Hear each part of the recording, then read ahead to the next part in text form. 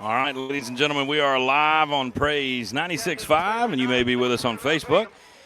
Typically go live a few minutes earlier, so if you've been looking for us, well, thanks for sticking around. We are in rural Alabama, North Mobile County. We are at Citronelle High School, the Wildcats, hosting your Montgomery Catholic Knights, and we are ready for round 2 of the Alabama High School Athletic Association football playoffs. This is your Bradley Plumbing and Heating pregame show. It's a little bit of an abbreviated version.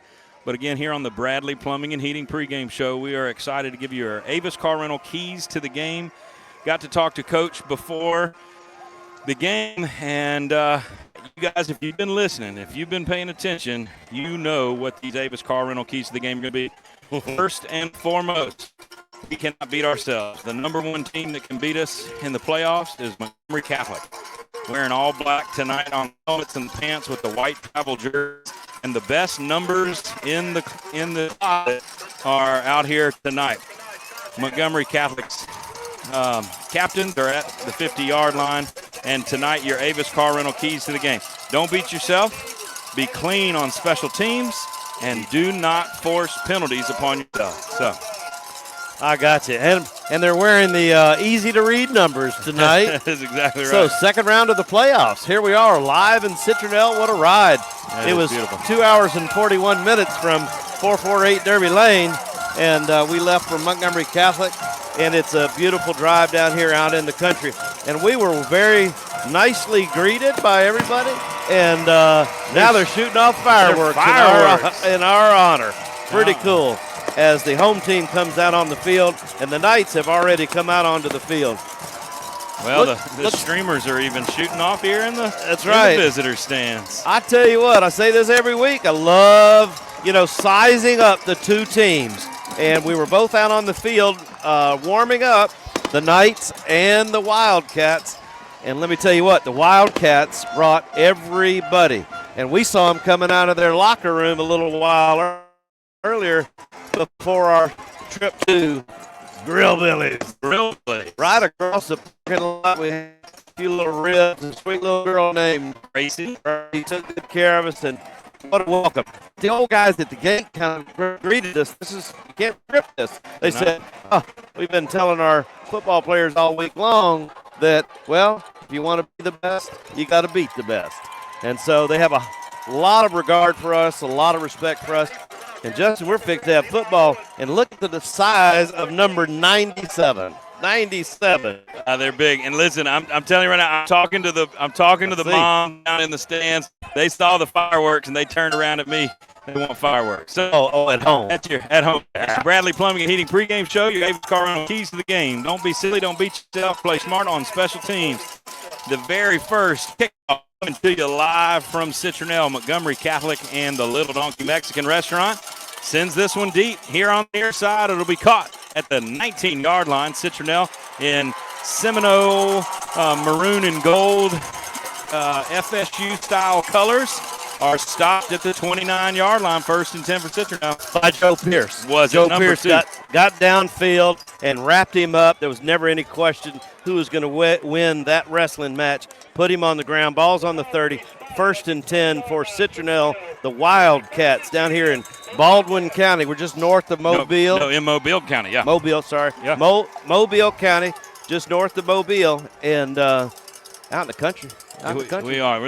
We're the best thing going around right now. I said the 29. The ball is actually at the 30. Moving from left to right, it is your very first play from the line of scrimmage. Montgomery Catholic on defense is going to stop them at the line. The big guys up front will push forward and gain a couple. It is a big 3-yard gain. It'll be 2nd and 10 upcoming. 3-yard gain up the middle doesn't sound like a lot, but let me tell you, they backed it up just a 2-yard gain, and that's a lot against this center line that features our guys, Harrison Rogers, Dylan Rogers, and more. Your We Lunch quarter play, second play here. Quarterback, the snap hits the turf. He picks it up. He'll throw it incomplete across the 40-yard line. Bring it up a 3rd down and 8. AmeriFirst Bank excited to bring you this big potential stop on 3rd down for the Wildcats. So their quarterback threw it in the dirt, basically, right? You know why? All that pressure. He's scared. They were coming fast. Yes. Number 51, Harrison Rogers, looking towards the sidelines. They are going to adjust. He stays on this near side. 3 men up at the line for the defense in a 3-point stance. Harrison on 2 feet, now backs up. Middle linebacker there, number 9, Cam, is poised and ready. He'll drop back in pass protection as they do throw. This one again falls incomplete. Charles Chappelle. Yeah, Charles. The number 0 yep. reaches around right at the right time, knocks the ball out. No flag. That brings up a 4th down, 4th and long here early in the game. AmeriFirst Bank did their job, and now we see it's definitely for their. Oh, he's having a hard time with that digital display there. Still saying 3rd, but it is 4th down, and they will punt from the 20. Montgomery Catholic's receiver back at the 35-36. I believe that's Michael Sheffield. As there is some discussion, there is a sideline warning against Montgomery Catholic. So line judge on the near side throwing the flag. No penalty, just a warning. 4th down and 8 upcoming. 11:07 on the clock in your We Lunch It. First quarter of play, 0-0 your score. Michael is averaging 30 yards a return. Let's see what he does here. Holy cow. This is a low burner. It bounces at the 35 and scooped up easily and quickly. Needs a good block, gets one. Harrison Rogers was trying to get there to block as well. He will be brought down at the 36-yard line. It'll be 1st and 10 for the Knights. Yeah, Michael kind of had to wait on the ball. It was not a quick punch. It kind of skipped along the ground. That allowed their special teams to get down, surround him. He got about, we're going to call it 7 yards, fielded at the 30, pulled it out to the 37. 1st down Knights. I was talking with, I guess, St. Michael's radio team before the game. They've been calling every week, talking about McGill, Toolen, and St. Michael's a little bit, our sister schools. And I bragged on our offense. I got a few little numbers here in a minute. But the Knights come on offense for the first time tonight. 1st and 10, moving from right to left, headed towards Grill Billy's if they make it all the way through the school. Michael Sheffield goes in motion. And the home team does an excellent job of keying in on number 11, Giovanni Hayner. A pickup of just 1. He was pushed back once he made that yard. That'll bring up 2nd and 9 for the Knights. I believe he was one of the giants that I pointed out pregame there, 93, John Heckham, and then next to him, 97. Those are 2 large men right up the middle. We try to go back up the middle. Hey, but this time they can't stop him, and number 11 is off to the races. He broke through the line. They're going to have to get him from behind, and they do. Inside the red zone, down. Giovanni Hayner breaks it for about 50 yards to the 15-yard line. A red flag, pest control, 1st down. And they are quick to the line of scrimmage in Bobby Bowden fashion. They want to get into the end zone. That's right. Bedgood, the single wide out on the near side, a tight set on the far hash. Moving away from the booth. We are in an open-air platform above the visitor stands. They'll hand it off to Zaylen Jackson. Almost said Zavion Jackson. That's a flashback. Zaylen Jackson, the ball carrier. Yep. As now we'll go 4 wide to the near side. J.J. Williams, the near man. Just 3 wide. And then 6 Bedgood. The far guy out, the middle man. Number 12, Michael Sheffield. 17, Wilson Hodges in H-back on the left side. Everything showing we're coming this way. Zaylen gets it, actually steps right. He pushes forward. Pick up a 5 on the play. Actually, he's going to push down even closer the line to gain near the 6. It's about the 7-yard line. If you are watching on Facebook Live and you want to see a picture of Deacon Mike and Justin Costanza, don't worry. We're not worth looking at. We're in rural Mobile County, and we want you to hear us versus see us. And so this is how we started. This is how we started this this endeavor. Just 2 guys on a radio, and Terry Barber traveled with us. All right, so the Knights going up the middle. He slips. Direct snap there. Joe Pierce, number 2, the ball carrier. Hard to see. I believe that was 3rd down. Brings up a 4th down the line. The down marker is not going to be correct all game, I'm afraid. Looks like the line to gain is the 5 or 6. And the Knights are going for it. They've got the heavy set in. I've got number 5, KJ. He's in there. Direct snap to number 2. Needs a block. Gets it. Wants to get to the corner of the end zone. He's not going to make it into the end zone, but he's going to get a red flag. Pest control. First down at the 2-yard line. The ball comes out after he's tackled, and they are going to call it down. Yeah, I was going to say, oh, my goodness, they started pointing in the wrong direction. Yeah, this guy here. So anyway, Knights retain the ball, first down and goal. Red flag, pest control, first down and goal. Same set still out there. Number 2, kind of in the Wildcat. We're at 8:21 and counting. Right up the middle. Going to be right a up the middle. touchdown, Montgomery Wow. Catholic. Yes, sir. Red flag, pest control, first down after first down. Gets us into the end zone thanks to Ken Bishop, your State Farm agent. Joe Pierce. Right up the middle. I mean, I could have walked in there. Huge hole. Great job, Knights line, and great play call. And caught him kind of waiting for us to go around the side. Looked like we walked right up the middle. Stokes and Stimley to kick the extra point off the foot of number 40, J.P. Costa.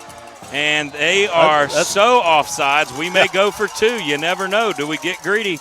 We'll be at the 1-yard line. That penalty is going to be – we got to make sure that we didn't move to draw them off. Okay, we did.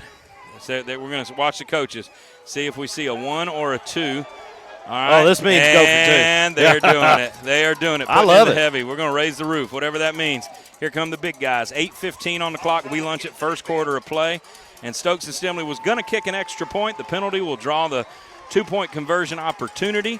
Ken Bishop, your State Farm agent, got us into the end zone. Can we do it again? From the Wildcat, number 2.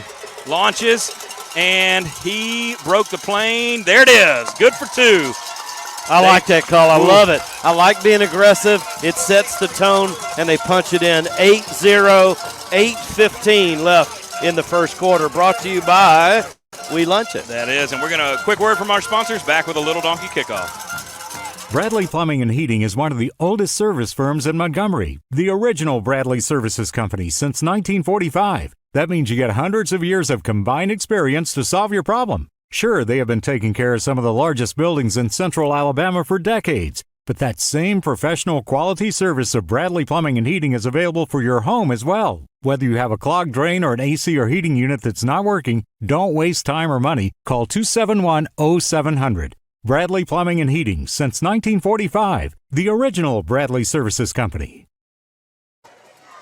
We are back for a Little Donkey Mexican Restaurant kickoff, and Montgomery Catholic strikes early, 8-0, and Montgomery Catholic's kickoff team to our right will kick left, and my gut tells me, Deacon Mike, this is going to go down to about the 18-yard line. I agree, 18 or 19. J.P. Costa. Oh, we got a little bit behind that. Wow. Look at there, bam. He should have let it Yes, go. he He stepped should out have. of bounds. Yeah. He stepped out of bounds my at the 12.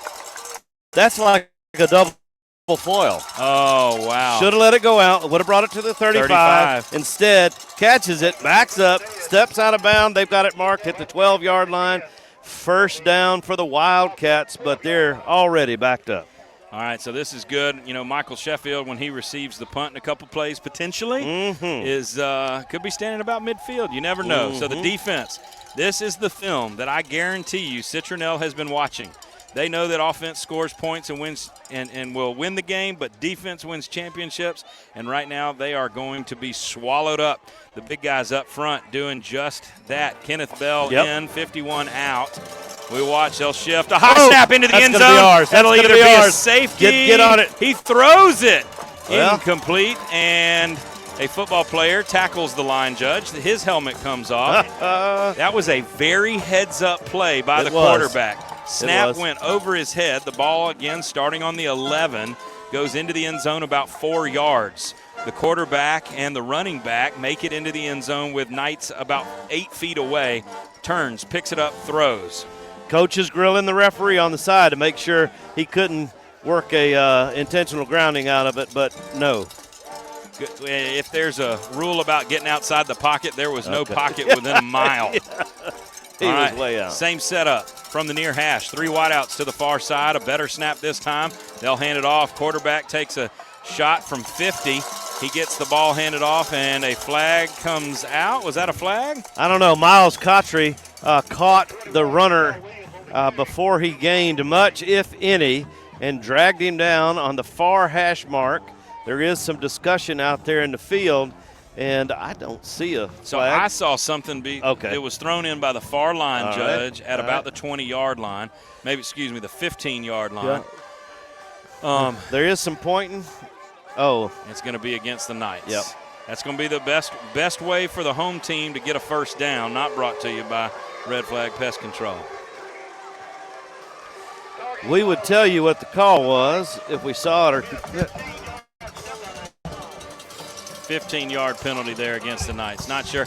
Probably going to be hands in the face mask, or who knows what. So, all right, we've got Mary Piers is in Fairhope listening right here on Praise 96.5 or on Facebook with Melinda and John Keating. Hello to you guys this evening as the defense going to try to stop them. The ball has been moved up to about the 28-yard line. And, of course, Cam Miller gets in the backfield. Charles Chappelle was there to help if they need it. They didn't need it. 1-to-1, man-to-man. He's on the ground. It'll be second and at least 10.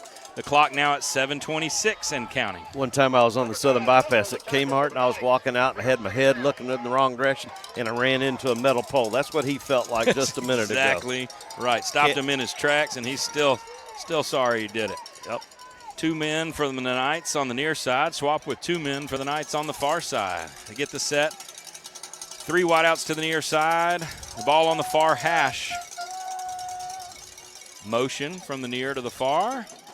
They will pass block. Throws this one, and it would have been intercepted, except we didn't catch it. That's the only thing we did wrong there, and that's okay. It was thrown to us, Kenneth Bell, but that's all right. He knocked it down and brings up third down and long, 10 already. Clock stopped at 6:53 here, first quarter.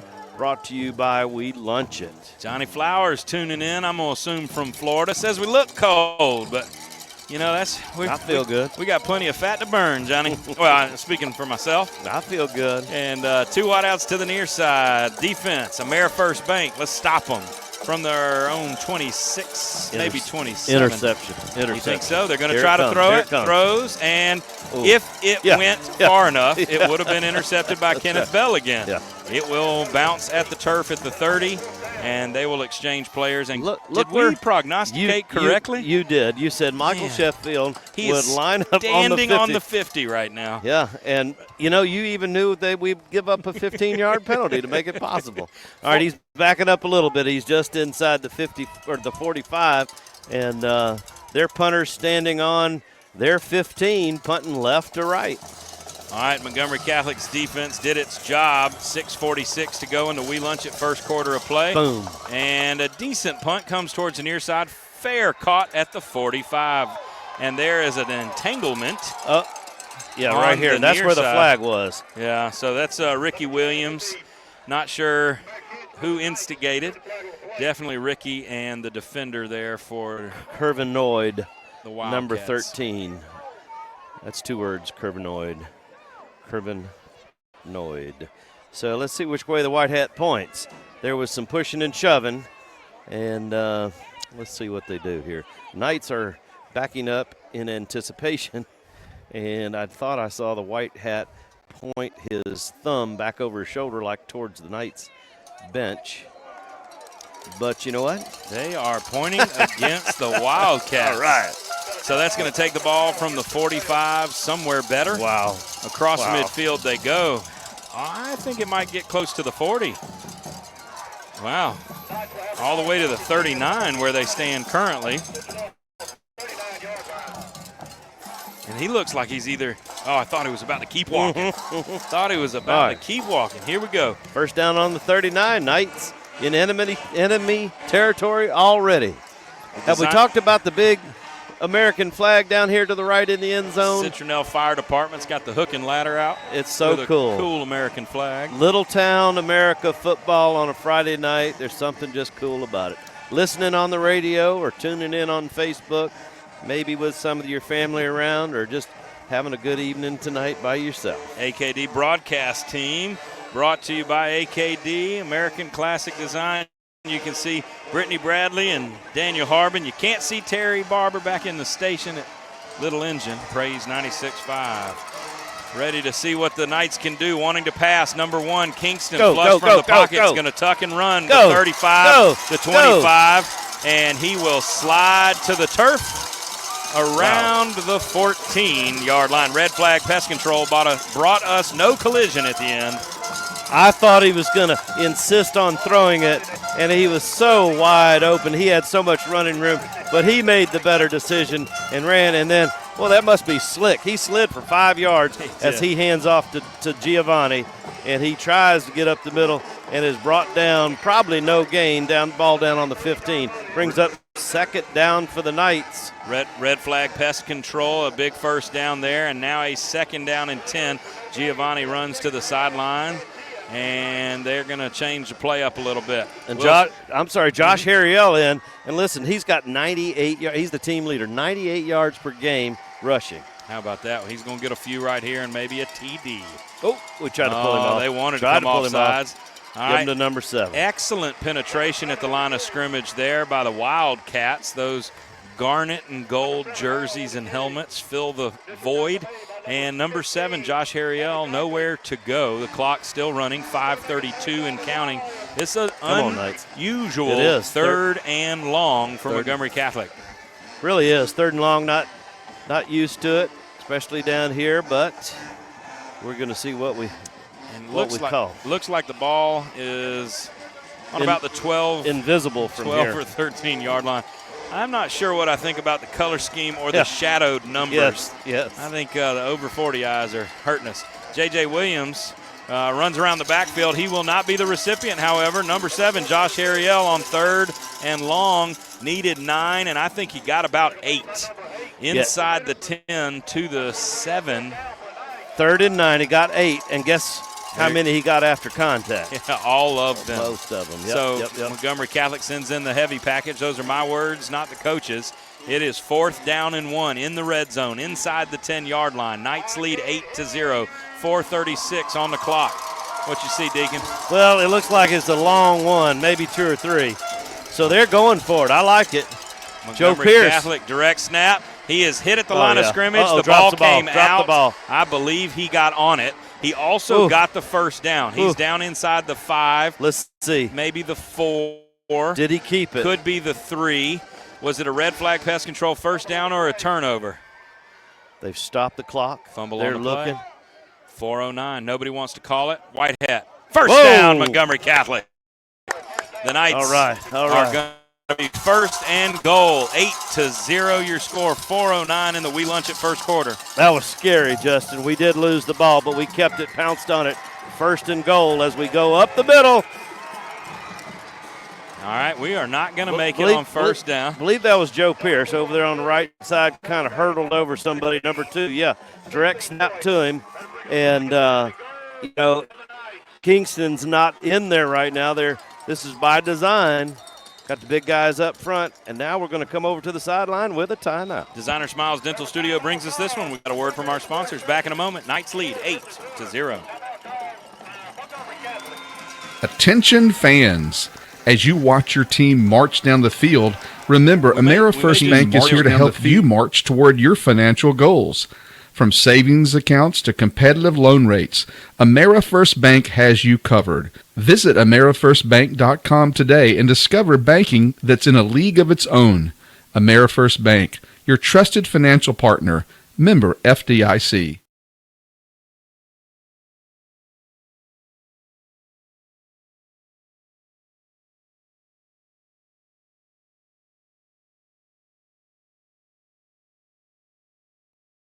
Trying to run another one, but I saw us up, so we just started talking. That's what we do. This is live radio. Hey, it's going to be great. Good time. So, Justin, we're already down to 3:40 in the first quarter. Brought to you by We Lunch It. We Lunch It. I want to thank all of our business sponsors, Montgomery County Sheriff's Office, of course, J.C. Love, Montgomery County Probate Court, Hoops League, Houston Clinic, Dr. Brian Kelly, Podiatrist, Warren Averett, Dirk's Filet and Vine, Capital and Colonial Trailways got us down here tonight. One band bus, one football bus, and we're going to see if we can ride into the end zone. Avis Car Rental, keys to the game. Be smart, play smart, don't beat yourself. Can number 2 take the snap from the 6. hurdle himself into the end zone. The first time he was touched by a Garnet jersey, he was 2 yards deep for 6. 14-0 your score. If you're just joining us with 3:33 to go in your We Lunch at first quarter, the Knights scored on their opening drive. There was a penalty on the point after, offsides, allowed us to go for 2. Stokes and Stimley here on the point after. Ken Bishop, your State Farm agent, has gotten us 2 touchdowns. Now Stokes and Stimley to add 1. Can we make it 15? The kick is up, and it is into the parking lot. At least it's good. Only one of the 2 guys giving us the signal, and we've got a word from our sponsors right now. If you have been injured in a car wreck, call Stokes Stimley Personal Injury Attorneys, the home team. Your case will be handled personally by Jonathan Stokes and Joshua Stimley, an alumni of Montgomery Catholic. Call them at 334-316-4123 for a no-obligation, free consultation to discuss your options. Your home team legal counsel. Mexican restaurant kickoff. We got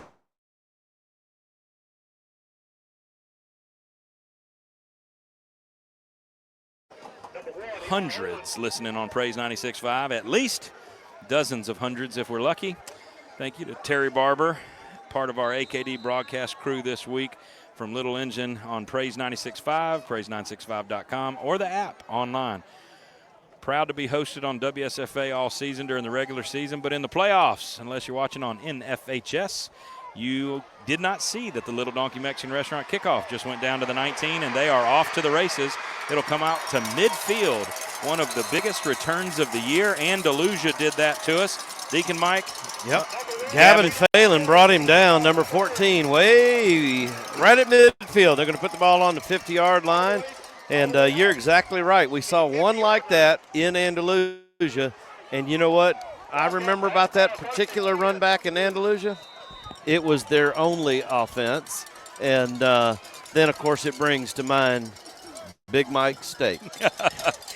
31-yard return puts them in the best field position of the night.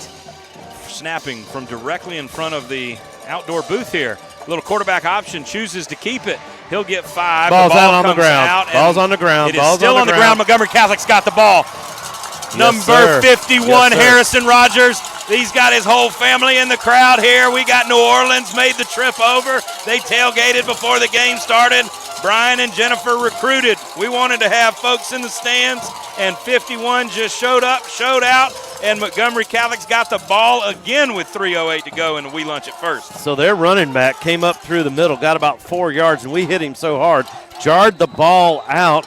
They picked it up or got their hands on it initially, but Mr. Rogers got it in the scrum that followed. So Knights have it again. I wish I knew who made the initial tackle. It was about a 5-yard gain, but grabbed him and spun him, and then the secondary hit popped the ball out, went about 5 yards across midfield. The Knights 1st and 10. Kingston Priere from the 45, 46, throws to the end zone. This one is going to have a flag pulled. The intended receiver there, number 6, B.J. Bedgood at the 5-yard line. The flag hit the ground before the ball hit the receiver, and I believe you call that an open field tackle. How many yards is B.J. averaging, Deacon? So a little over 84 yards per game, leading in the receiving, and that's why. The only reason he didn't catch that ball is he was being tackled before the ball got there by the defensive player. So that is the call, pass interference against the Wildcats. Ball's going to move from the 47 to about the 32 would be my guess. And that's good. We're doing math on Praise 96.5. I learned listening to Rush Limbaugh a long time ago that it is impossible to do math on live radio. You know, the first time I didn't learn it. The second time I didn't learn it. But you know, right, add those 4 together. There you go. Number 1 going to throw to the end zone again. Can Bobby Bowden pull his play card out and say throw it? He can. Can it be caught? Not this time. Incomplete, hit BJ in the hands. Yeah, and I'm not sure that their defender didn't get a hand on it. Yep, it was definitely tipped right at the end and then went off of BJ's hands, but good defensive play. However, yes, holding against the Knights. Oh, well, okay. So 1st and 10. Well, which you know what that allows us to do? Just more stats to the end zone. Correct. Throw it even farther. Here we go. So the ball at the 37 will move back to the 40, or excuse me, from the 32 to the 42. And I'm not joking, y'all. The numbers have painted shadows, and I just can't read them. Yeah. It's strange. Citronelle's 42-yard line is where the ball sits. Wilson Hodges in at tight end. J.J. Williams behind him in the H-back. Shout out to J.J. in Georgia if you're listening from Savannah and family. 2 wideouts on the near side. They're going to shift everybody to the near side. The ball at midfield between the hashes, and they're going to come to the near side. They do. J.J.'s got it. He has 2 people wrapping him around the neck. He will pick up 5 yards, make it down to the 37. That's a 9th grader manhandling him. Kelvin McCavery. That's hard to do. That's a big old 9th grader. Sorry. It's your friendly reminder there's a camera directly in front of you when you point. I've just been told from Facebook. Right here? Right there. Deacon Mike and Justin Costanza from the 50. We're about 40 feet in elevation above the field. It's 2nd down and 15 after a pickup of 5. J.J. Williams has got about 5 more. Gets down to the 30. Maybe only the 31 there. A 9-yard deficit remains on 3rd down for Montgomery Catholic. 2 minutes and counting in your We Lunch at first quarter. 15-0 the lead as the quarterback and company is watching the sidelines. Coaches Jeremy Johnson, Tony Tyler Price, the second, Aaron Cox. They're sending in signals. I would love to describe what they're doing. It's fun to watch. I'm sure there's some secrets to share there. We won't. We'll keep it quiet. B.J. Bedgood runs in now. We're going to have called timeout here. We're at 6 seconds on the play clock. Designer Smiles Dental Studio. The Knights burn their 2nd timeout of the night. We'll be back in 60 seconds, leading 15-0 over Citronelle. Your next adventure is calling. Avis Car Rentals can get you there. Need a car for your next trip or while your car is in the shop? Brian Bonikowski and Scotty Parrish at Avis Car Rentals are ready to get you where you want to go. Visit avis.com for your special offer. A proud supporter of the Catholic Knights and giving you the smile you deserve, visit Dr. Jennifer Richardson at Designer Smiles Dental Studio for routine cleanings to a brighter smile. Designer Smiles Dental Studio on Chantilly Parkway.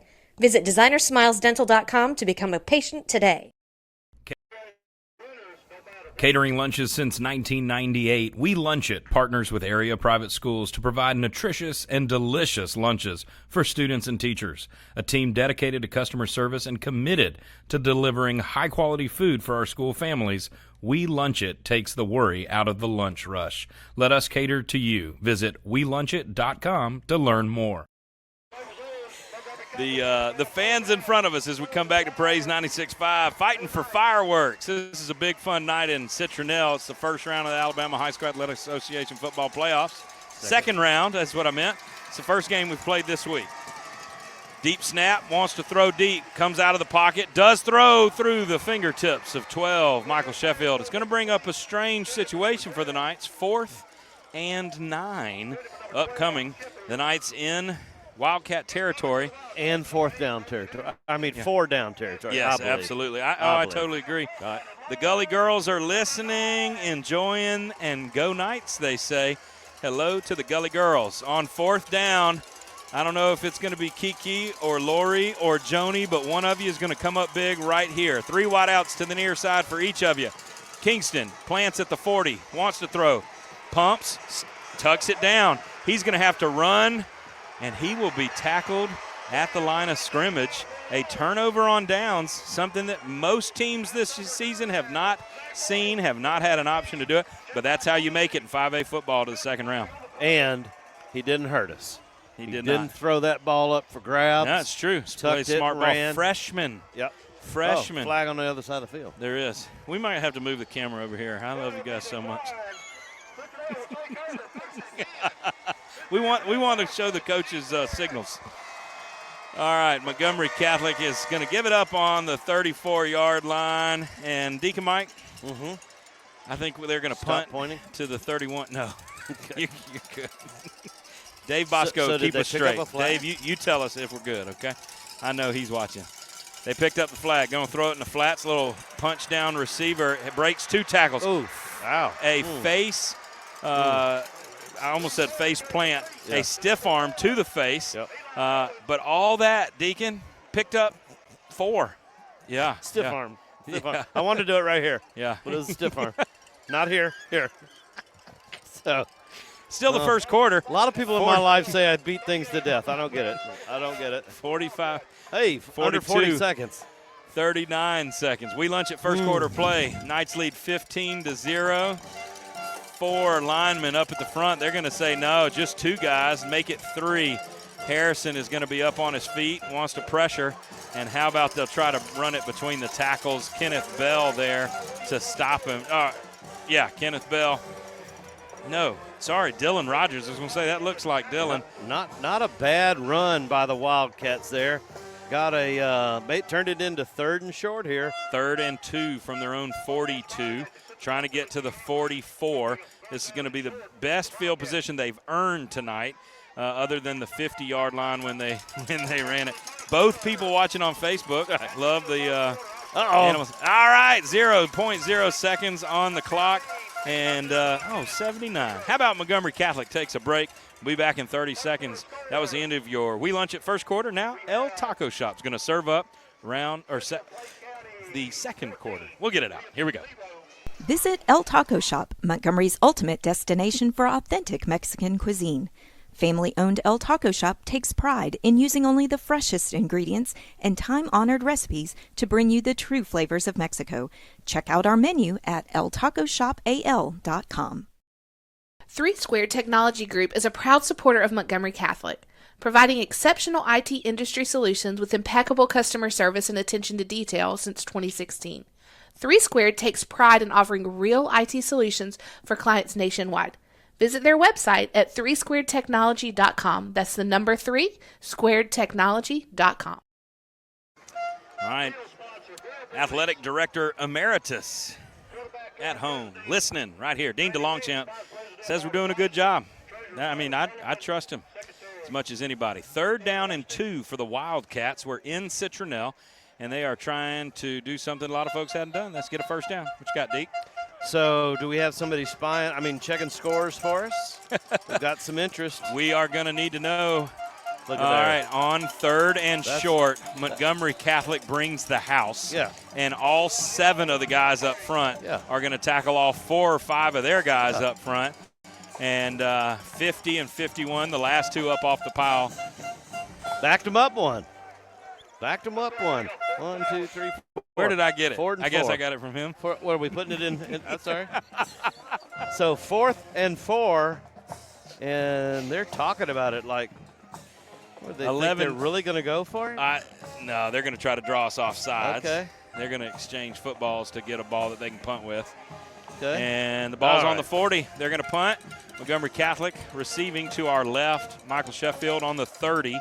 Your El Taco Shop second quarter has 11:08 to play and counting. A low snap, it rolls to the kicker, and this one doesn't get more than about 8 feet off from the 23-yard line out to the 30, and an excellent open field tackle. There is a flag on the play. And the ball came out and rolled back about 5 yards, and Catholic High covered it up. So let's see what they rule here. About a 10-yard return if it stands. 14, Gavin Phelan was involved at the end. Not sure if he's the one who got the ball. They are backing this up. So the Knights have been the guilty party. Holding. It is a holding call. That is correct. Holding against the Knights indicated on the far side as announced by the in-stadium announcer. And so the Knights are going to start from inside the 20. They're going to be on the 18-yard line, moving left to right. And as the night has kind of settled down, there was a little bit of a breeze earlier, 2 or 3 miles an hour out of the north. Very still right now. The big flag just hanging very quietly to our right. All right, snapping the ball coming between the line of scrimmage. And there was a roar from the home stands as they do something a lot of folks don't do. That's stop the running game of the Knights about a yard behind the line of scrimmage. Sure Second did. down and 11 upcoming. AKD broadcast team, it's about 60 degrees, maybe 58. A little bit of breeze coming out of the east corner here. Kingston's going to throw, caught by number 4, J.J. Williams. An excellent open field tackle there, prevents a first down, and it brings up 3rd down and 5 for the Knights. Another opportunity for long potential. There, Elijah Owens, a senior. You know, you don't get to be 9-2 and in the second round of the playoffs without having good athletes, good coaching, and a lot of experience. Kingston wants to throw. His first intended receiver was B.J. Bedgood.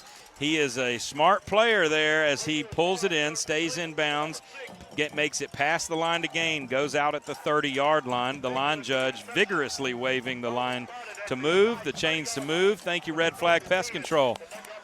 9:51 on the clock. Under 10 minutes already. 15-0, your Montgomery Catholic Knights lead. JJ goes into motion, but they'll hand it off, trying to catch him from behind. A spin move, a diving forward. Wow. How about 16 yards for number 7, Josh Harriel, another Red Flag Pest Control first down. That's why he's the leading rusher per game, 98 yards plus for the Knights in a stable of running backs as we're lined up already. Kingston hands off, going up the middle, number 7. He's breaking it loose. He's breaking it. Yeah, look at there. Josh Harriel. 18 yards. Another huge pickup, 19. nearly 20, down to the 35, into Wildcat territory. So the only pause here is to get the chains moved. So you just keep pounding up the middle till they stop us? It's working. Let's try It's working. Michael Sheffield and J.J. Williams, the wideouts on the near side. 17, Wilson Hodges at H-back, also on the near side. The ball just inside the hash.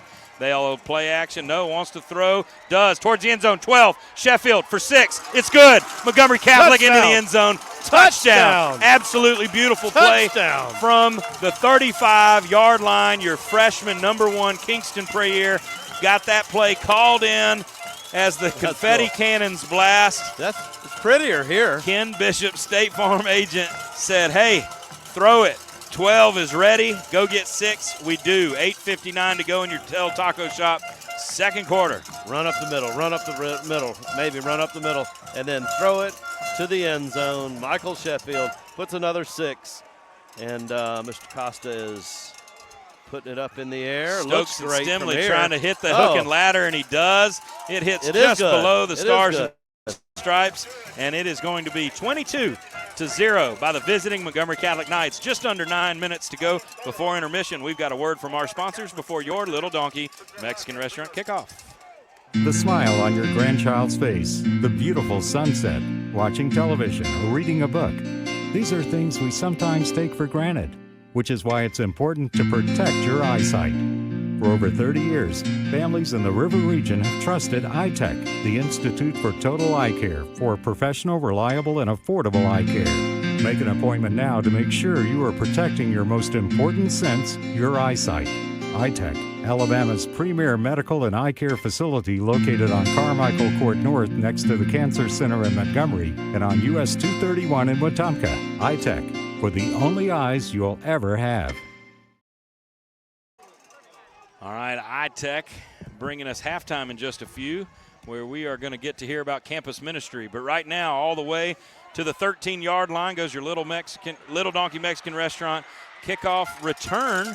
And number 1 for the Wildcats had about a 30-yard return earlier and picks up about 15 there, across the 30 out to the 33. Elijah Owens, we called his name, you're right. And Michael Sheffield brought him down. So good play by the Knights. First down for the Wildcats, coming right to left. They're on the 33-yard line. 33-yard line, 1st and 10 for the Wildcats, the home team, trying to make up a 22-point deficit that they face with just under 9 minutes to go before intermission. One wide out to the near side, but motion comes this way. That's Elijah again.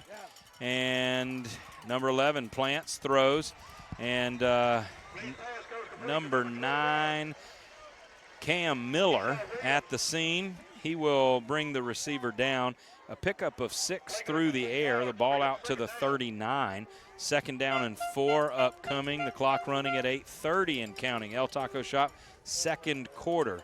Wildcats quick to the line of scrimmage. 2 wideouts to the near side. Man-to-man on the near side. Bryce Carter And they're going to keep it between the tackles towards the right tackle off the guard hip. Makes it back to the line of scrimmage, maybe a foot forward. They're actually going to say made it all the way to the 40. We'll call that a 1-yard gain. AmeriFirst Bank says, hey, Knights, hold them on third down, and here you go. It's third and a very long 3 for the Wildcats. Knights are playing super good defense as usual, and not only our line guys, but the secondary is fast and smart. I think they anticipate nowhere to go. Well coached, too, from the sideline every play. All right, a good snap there, but a flag comes out. And line judge on the far side says no. So third and a long 3 is going to turn into third and at least 8. Got a little anxious, jumped, and you can't do that. So backing him up, puts the ball smack dab on the 35 on the far hash mark here under the lights. I don't know if we've talked about it. It's a very nice field here. It is artificial turf, beautiful stands, and they've got a nice press box on the other side. We've got a nice little area here. We are out in the open air, which tonight I'm enjoying. It's beautiful. It's clear, crisp, and cool, my kind of weather. You know, if you join us on Facebook, you may have a little bit of a pixelated picture. As on 3rd and 8, they're going to throw quick to the short part of the field, the far boundary marker. The ball sails out of bounds, incomplete, brings up 4th and very long in a punt situation. But just a reminder, if you're tuned in and see some familiar faces on here. Ben Scala tuned in, Michael's tuned in, Sean McNeely's tuned in. And Barbara Deep's been watching. I'm not sure if she's still there. Hello, City. Thank you for tuning in. Probably got a KK or a Kathy with you. On 4th down, the air horns in the near sidelines are obnoxious. Best punt of the night for them. 12, Michael Sheffield, the recipient. He's going to field it cleanly and fairly at the 31. So the offense will take the field. Montgomery Catholic about to see what they can do with 6 minutes and 58 seconds before the intermission. Brought to you by iTech, 22-0, your score. Seemed like we were just talking about this, Knights with the ball again, and I'd like to see them run up through the middle. They seem to have figured out how to get through the defensive line of the Wildcats, and I asked you last sequence, what do you think? We just keep going up the middle, and we thought maybe so, and they threw it to the end zone for what they made it look like an easy touchdown. That's not easy. That is not easy. Dave Bosco with the forced giggle here in the booth. That's accurate, by the way, Dave. I don't know about there's no fears. It's happening. There's just no fear or repercussion. Delay of game against Montgomery Catholic. We're just sitting here talking, and I think the players may have been listening to us, not sure what to do. And so instead of 1st and 10 from the 32, it'll be 1st and 15 from the 27. The Knights defense up to the line. 2 wideouts to the near side. Motion coming across, but they hand it off to Josh Harriel, but he gets stood up right away, Justin. Maybe for a little bit of a loss. Yeah, definitely a loss. So we're going to bring at least 2nd down and about 18. All right, and 2nd down and 18. We're going to lose 2 or 3, 6:40 on the clock. Michael Sheffield and B.J. Bedgood exchange position. Wilson Hodges is going to come out into the open field. He's near the 20, inside the hash. 2 wideouts stacked up on the far left side. That's the top end of the field. Calling for the ball in the shotgun. We're going to pass. A little screen play here. Caught. Need about 20 yards. Only going to get about 7. Going to bring up 3rd down and 14-ish, maybe 13. And Laura Smith from Aunt Laura to Daniel Veras. Go Knights. I love it. Kirkland Scott saying go Knights. Sharon Stark with alumni parents in Fairhope. I bet there's a Piers and a Keating in that household. 22-0 here in your 2nd quarter. We lunch it. Was 1st quarter. El Taco Shop, 2nd quarter.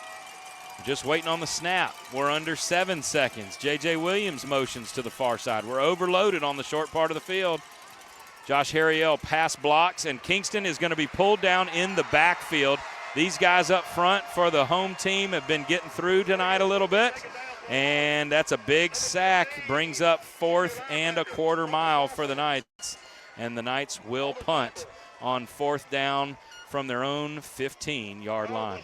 Good defensive play by the Wildcats. We don't see that much. That's a real live heavy loss sack there as we got pulled all the way back to the about 15-yard line, and our punter stands on the 5-yard line.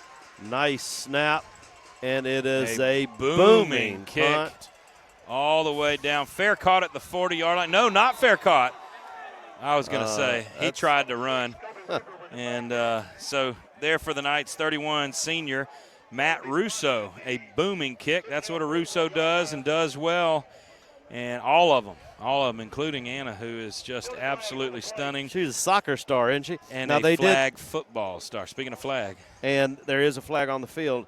And I hear the coaches out of my left ear over here talking about, you can't call a fair catch and even act like you're running. That may be a possibility. Or they're pointing way downfield. And if we look way to the left, the white hat and 3 officials are discussing the call way down on the end of the field where there is another flag. While they discuss, Diddy and Jerry Vukovic say go Knights. They're watching. Pam Kirsch is watching. Maybe she's got Deacon with her as well. Michael Hamilton says go Knights from Dothan, class of 1986. 86 was right before we won a bunch of games, and offsetting penalties means that whatever happened was equally unimportant. And we'll see where they put the ball. There are officials in about 4 different places on the field. Looks like we're going to repeat 4th down. If they go back to the 15, which it looks like they are, we'll see another kick. 5:25 on the clock. It's 22-0. Montgomery Catholic leads in your El Taco Shop second quarter. Your iTech halftime show, a real treat. We've got nearly 100 families on Facebook right now. If you want to peek behind the curtain at Montgomery Catholic, if you want to know what our school is really like, what it's really about, it's not about football, it's about Christ, it's about the foundation of our faith, and our halftime show is going to give you a little peek with Father Joseph Schultz and campus ministry and theology teacher Agnes Armstrong. We're going to channel our best, Lauren Hoyer, Tom Riello, and we're going to do this. Whatever that is. But stay with us for the half. Do not miss it. We're 5:25 away. Snapping the ball to the 1-yard line, and Russo's going to kick it, and guess what? It's going to go all the way out to the 49. He'll try to return it, and he meets a few missiles from the Knights. I'm going to tell you right now, 58 Caden Dees came in like a rocket and just missed the vertical ball carrier. Had he hit him, it would not have been pretty. It would have been legal, but it would not have been pretty. So 0 yards on the return, not quite in Knight territory from the Wildcat 49 directly in front of us here in this outdoor booth, this outdoor platform, 22-0. Your score.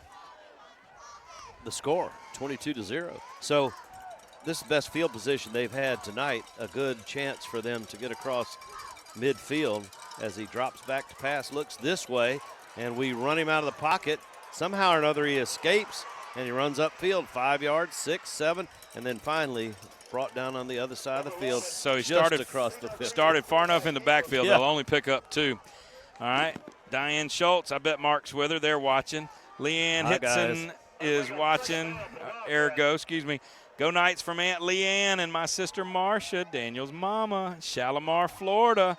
Aunt Laura is here too. I love it. The whole family. I need to show you Daniel on the sidelines. I know you're shocked by this. He's pacing. He's wringing his hands. He's running his hands through both hairs. It's awesome. Ben Scala says that the NFHS has nothing on the Knights network. I love it. The ball is on the ground, and they will maintain possession. It'll be a loss of 3 back across to the 48-yard line. So we're just going to play patty cake at midfield. And the best news, AmeriFirst Bank brings up a 3rd down and more. Yeah, Mark and Diane are watching like we thought. Hello, guys. Kirkland Scott says go Knights. I love that you guys are tuned in. Brian Marchand says go Knights. Theo Gooden, go Knights. Got a lot of fun things happening here. David Jennings. Ball on the ground. Hello Just from ball David on the Classen. ground. Get it, Knights. Get it. Ball on the We might have ground. scooped it up. Over We might his have head. scooped it up. Number 50 is there. Montgomery Catholic will recover. Garrett Samford was back in the backfield. The ball scooted along the ground past the quarterback. Garrett got on it, and These we snaps get the all ball. night Yeah. for the Wildcats have been trouble. You know and why? Sure enough, right there, because we're coming. Yeah. When you got Absolutely. 50, 52, Yeah. 51 looking you in the face, 57 on the side, 32 can come in off the sidelines. I mean, they're Absolutely. just scared. Yeah. And rightfully so. Oh, absolutely. Rightfully so. Nervous is the better word. Nervous. Yeah. Rattled. Yeah. All right.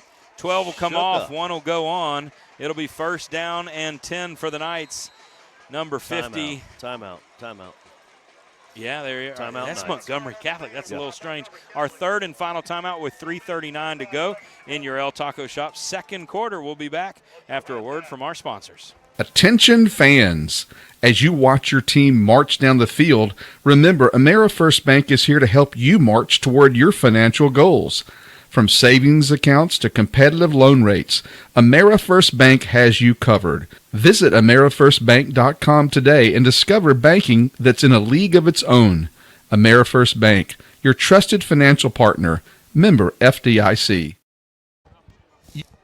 Yeah, no. You've changed thousands of diapers, cut off hundreds of crust, played hours of peekaboo and duck duck goose because you do anything for your kids. That's why it's so important to protect them with life insurance from State Farm. State Farm agent Ken Bishop will help make it easy and affordable to help you protect your family, no matter what the future holds. Because for the people you do anything for, life insurance could mean everything. Call State Farm agent Ken Bishop in Montgomery today. Like a good neighbor, State Farm is there. And we are back. State Farm. Ken Bishop's gotten us in the end zone 3 times. 22-0 your score. The Knights first and 10 from the shotgun. Giovanni is going to block and still needing to pass. Cannot get the ball downfield. Good downfield coverage there by the defensive backs for the Wildcats. And Kingston will slide down a 2-yard gain and a safe pickup, 2nd and 8 upcoming. Another smart play. Gained a couple of yards. Keep the ball in the middle of the field. Hold on to it. Don't throw it up for grabs. And don't go anywhere in 3 minutes and 10 seconds. Agnes Armstrong and Father Joseph Schultz, Yes. the best halftime performance of the year. You want to peek into the window that is the world of Montgomery Catholic? Stick around. Campus ministry and the foundation of our faith. B.J. Bedgood out of the backfield is going to get the ball across the 30, 25, 20, and out of bounds. It'll be the Knights' ball at the 19, maybe the 18-yard line. Red flag, pest control, picks up about 15 and a first down. Folks all over Facebook watching. All the way down here in Mobile, the McClures have tuned in, and that's just a rumor they're close by, but they're right with us on Facebook. Julie Emerson is tuned in.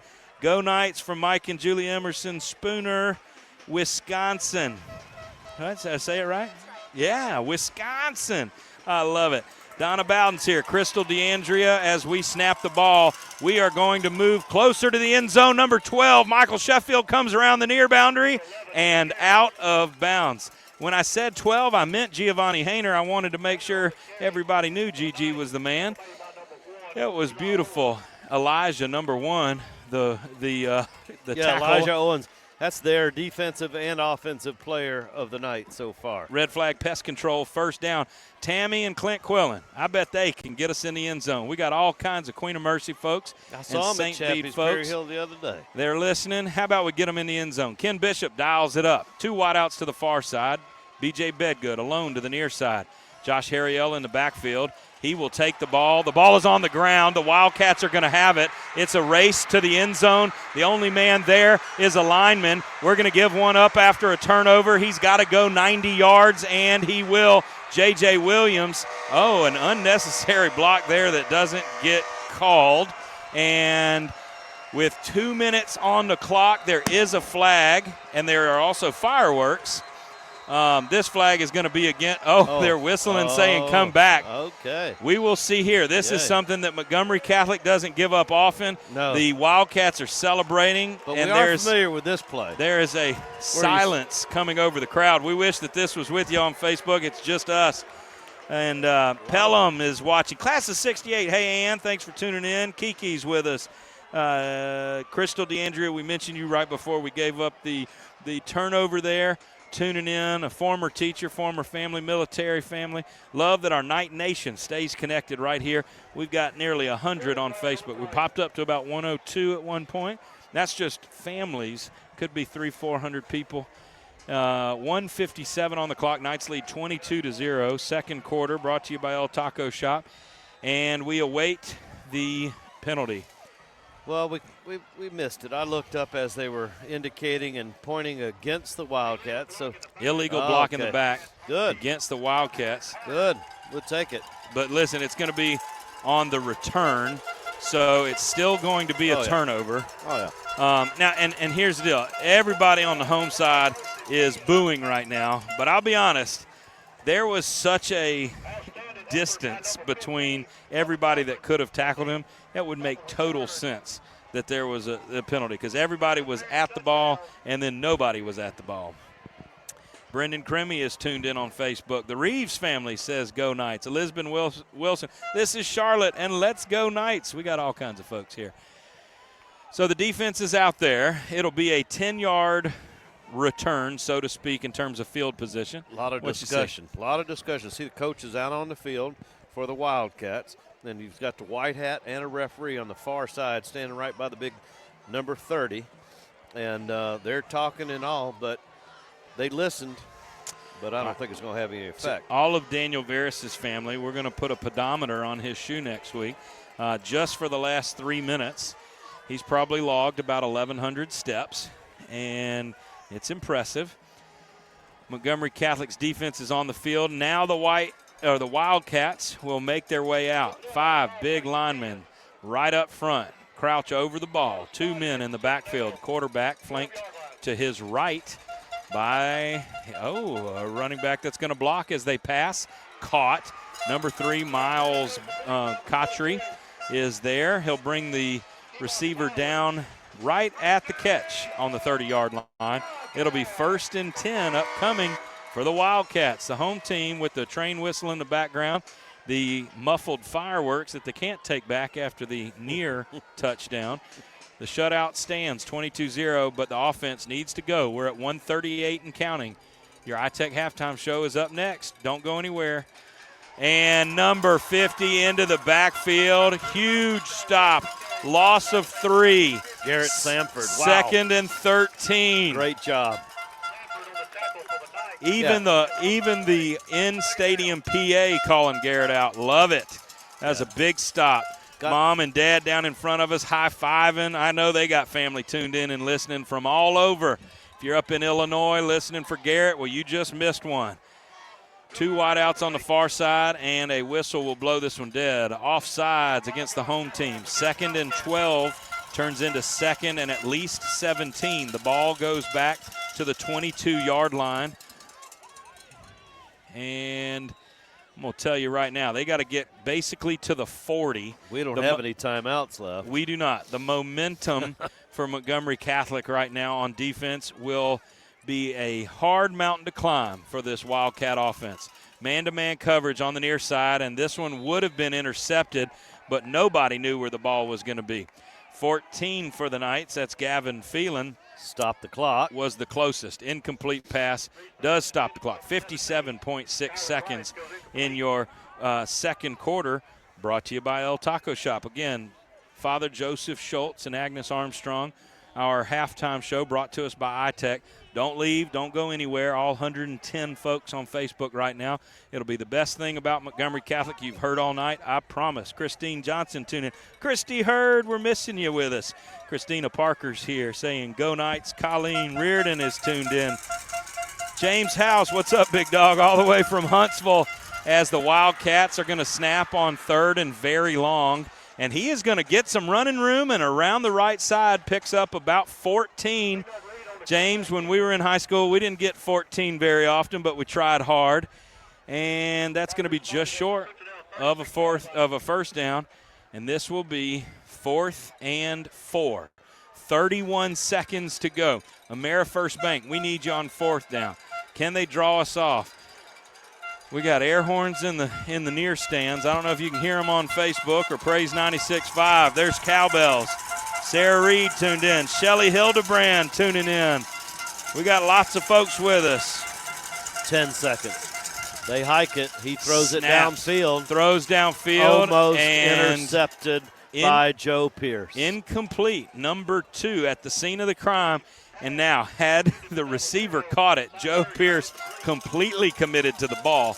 Had the receiver got it, he had 48 yards to 6 points, but that is not what happens. And so a turnover on downs with 5.2 seconds to go.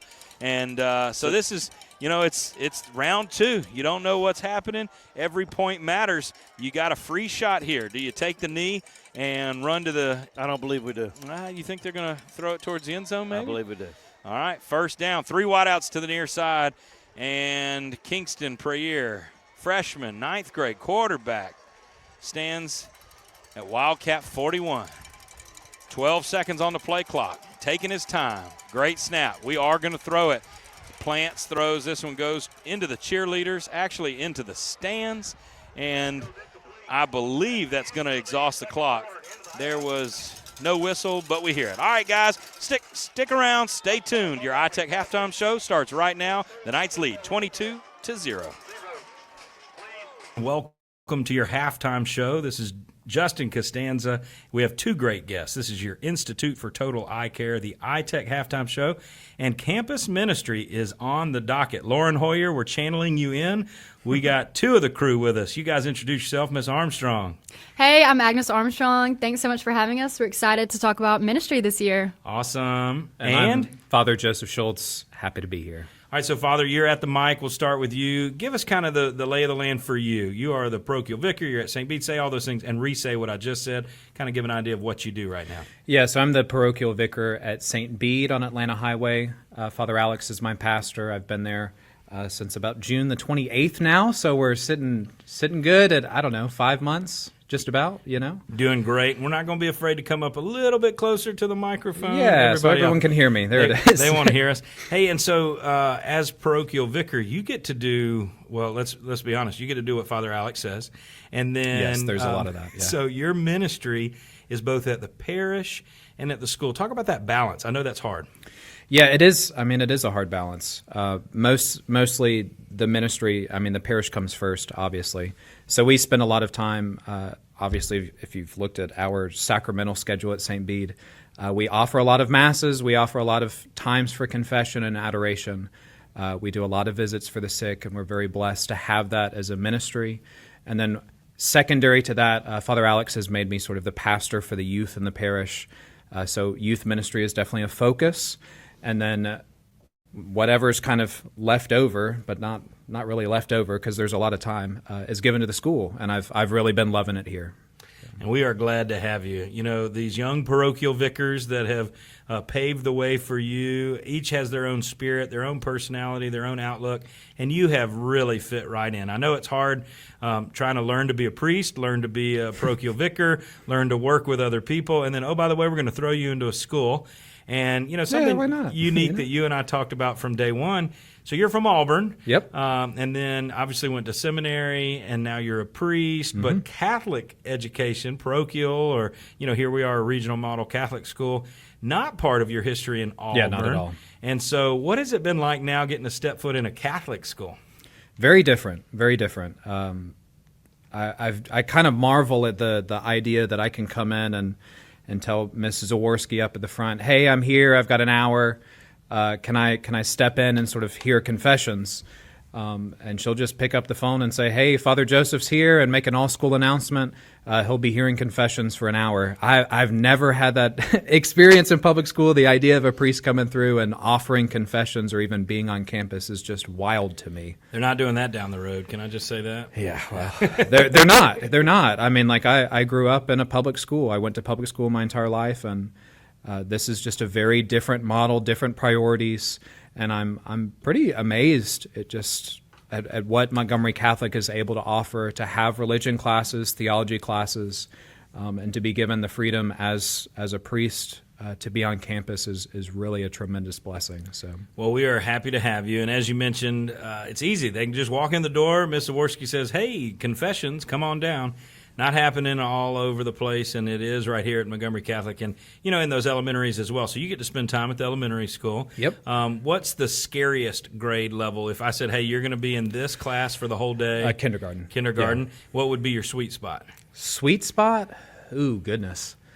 Probably like sophomores. Okay. I think sophomores. Miss Hoyer just rolled her eyes and said, he has no idea.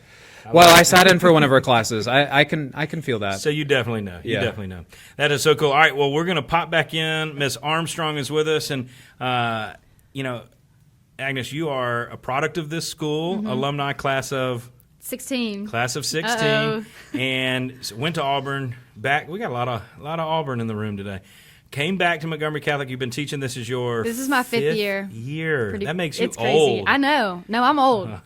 I'm not as old as Father, but I'm old. Don't tell these kids. If y'all are old, I'm messed up. This is no good. Don't tell Deacon Mike. We can't even count that high, right? Montgomery Catholic is so blessed to have you. Talk about your role here in the classroom, and then we're going to talk about campus ministry. We want both of you guys to share a little bit. Then we're going to talk about our most recent campus ministry retreat this fall. Huge, great experience, but talk about what you do. Yeah, so I was hired on really to teach 11th grade theology. Mr. Costanza kind of recruited me, and I come here. So I teach sacraments first semester and morality second semester. So it's really scripture heavy. I like to show the word to my students and challenge them. Wait, as a Catholic, did you just say scripture heavy? Did you know that Catholics read the Bible? OMG, the kids say. I know, we're excited. So that's something that I've really grown in my love for scripture. And so showing that to students and challenging them has been really fun. And we break it down and I just ask them like, hey, this is what Jesus said.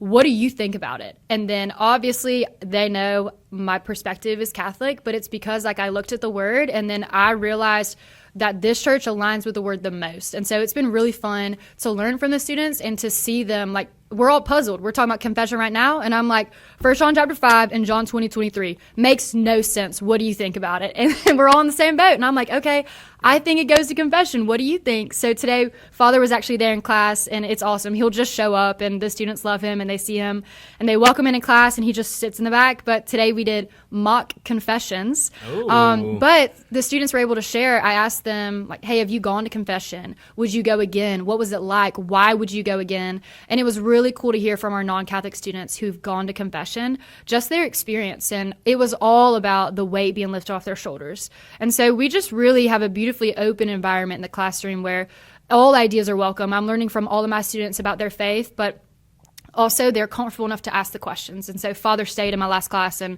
they were just drilling him. Okay, so you can never talk about somebody sin in confession. What if they do this and this? And Father was just able to reemphasize the mercy of Christ that we see in Scripture, where for us it feels so disconnected because we don't love like that. But to know like, yeah, you genuinely are just forgiven, and that's it. You know, I love this perspective. So many folks who might be tuning in right now, their only interaction with Montgomery Catholic is football. And that is one of the saddest parts of this entire broadcast, because what we have to offer is universal and it's eternal. And that's this faith foundation that we have at Montgomery Catholic. And so you guys get to do that in the classroom. What you're talking about is hard because, 30 to 40% of the students in your class are not necessarily Catholic. They're in a Catholic school, and we're going to teach the faith. Folks come to the faith year after year. That's something we could talk about, too. That might actually be its own halftime show. We're probably going to have 10 in about 12 months, students and faculty coming into the faith because of the exposure to the faith, but also to people like you who live it so well. But what I meant was, we're talking about football on the radio tonight, but what we're really doing is we're bringing the mission of our school to light. And the mission, the foundation, is that we are going to evangelize and we're going to love. And it's super hard when you put as many different kids in one place as we do at Montgomery Catholic. You get to learn some of the world's hardest lessons, but we try to do it in the safest, most loving environment to do it. And you can still have ugly and you can still have hard, but there's also redemption, which is what's cool, right? So we're learning in sacraments about reconciliation. And, my ongoing line is that you got to be sorry, for that to work. I always joke about it, but we do teach kids that they have to take responsibility. And tell Lori Gully, if you're listening, she knows my line is always, she'll say, take it to the box, Justin. And I'll say, I got to be sorry first, Lori. And jokingly, that's one of the fundamentals that we have to teach, is that, to seek forgiveness and reconciliation, it's a journey, and we want our kids to have a safe place to do that. So what you do here is so powerful. And so Agnes is with us. She's our campus ministry. She's junior theology teacher. She's a Montgomery Catholic alumni. If you're just tuning in, Father Joseph Schultz, parochial vicar at St. Bede Parish. Now let's talk about what I think is the hallmark event of the year is our campus ministry retreat, and we're going to have another one in the fall. So if you are a grandparent, a parent, or a student, and you're like, oh my goodness, this sounds awesome, mark your calendars, March 20th through the 22nd, Saturday to a Monday. Yes, you get to miss a day of school. Let's go on retreat to Holy Spirit Hall down in Baldwin County, and we just did that with a little over 90 students. Yes. And talk about that experience. It is so cool. I'll tell you my favorite part. So being at Catholic school, because it's just a lot of scripture, we believe in the true presence of the Eucharist. And I think my favorite part was seeing during adoration, we had non-Catholic kids come up and kneel in front of the Blessed Sacrament. And it was the coolest thing ever. My favorite is that the students go on retreat, and they'll always tell you, we're like, why do you come on retreat? Bring a friend, invite them. And adoration. It's always adoration. And always. It amazes me because it's our non-Catholic students who just... It is the peace of Christ that you experience there.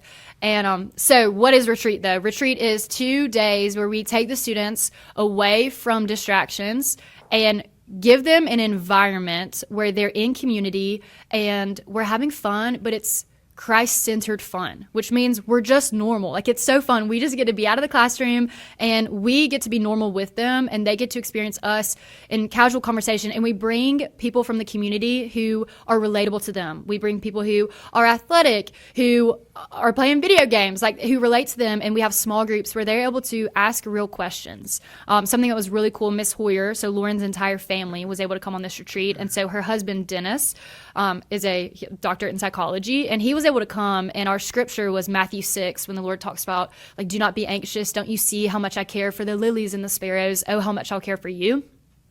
And so Dennis Hoyer was able to come and give a talk. We always have a prayer talk that second morning. And he just really broke down, what is anxiety? What does it mean to be anxious? And how does the Lord want us to handle this very real human emotion? And so even if you aren't Catholic, if you're just wanting to learn more about your faith or be around people who want to have fun, or maybe you just need an excuse to not be around the bad stuff, we come on retreat and we're by the ocean and we just have so much fun together. I have so many highlights. And then to see the students, I met so many freshmen that I don't really get to interact with. And so seeing them in the hallway and being able to actually say their name, and Jeremiah's popping in my classroom like literally once a day. And so it's just really fun. It is so great. I had freshman boys in my small group this time. And, they're on their very first retreat ever, and they're always so funny. Their favorite part, until we get to adoration, because they don't know how powerful it's going to be, their favorite part is the snacks and the hanging out and the cornhole and the football throwing and that kind of stuff. And then they realize, through all that, I learned how to have genuine fun. We took all the junk that happens, and, we're dealing with that. We deal with what happens when we let the junk in our lives. What happens when we let that non-spiritual element drive our emotions, drive our actions, and when that becomes your psyche and that becomes commonplace, and we see issues, right? So it's almost like, and we've talked about this, what if we had every student in the school on retreat, right? We do powerful work. So maybe that's our goal. Absolutely. Father, we're talking about adoration.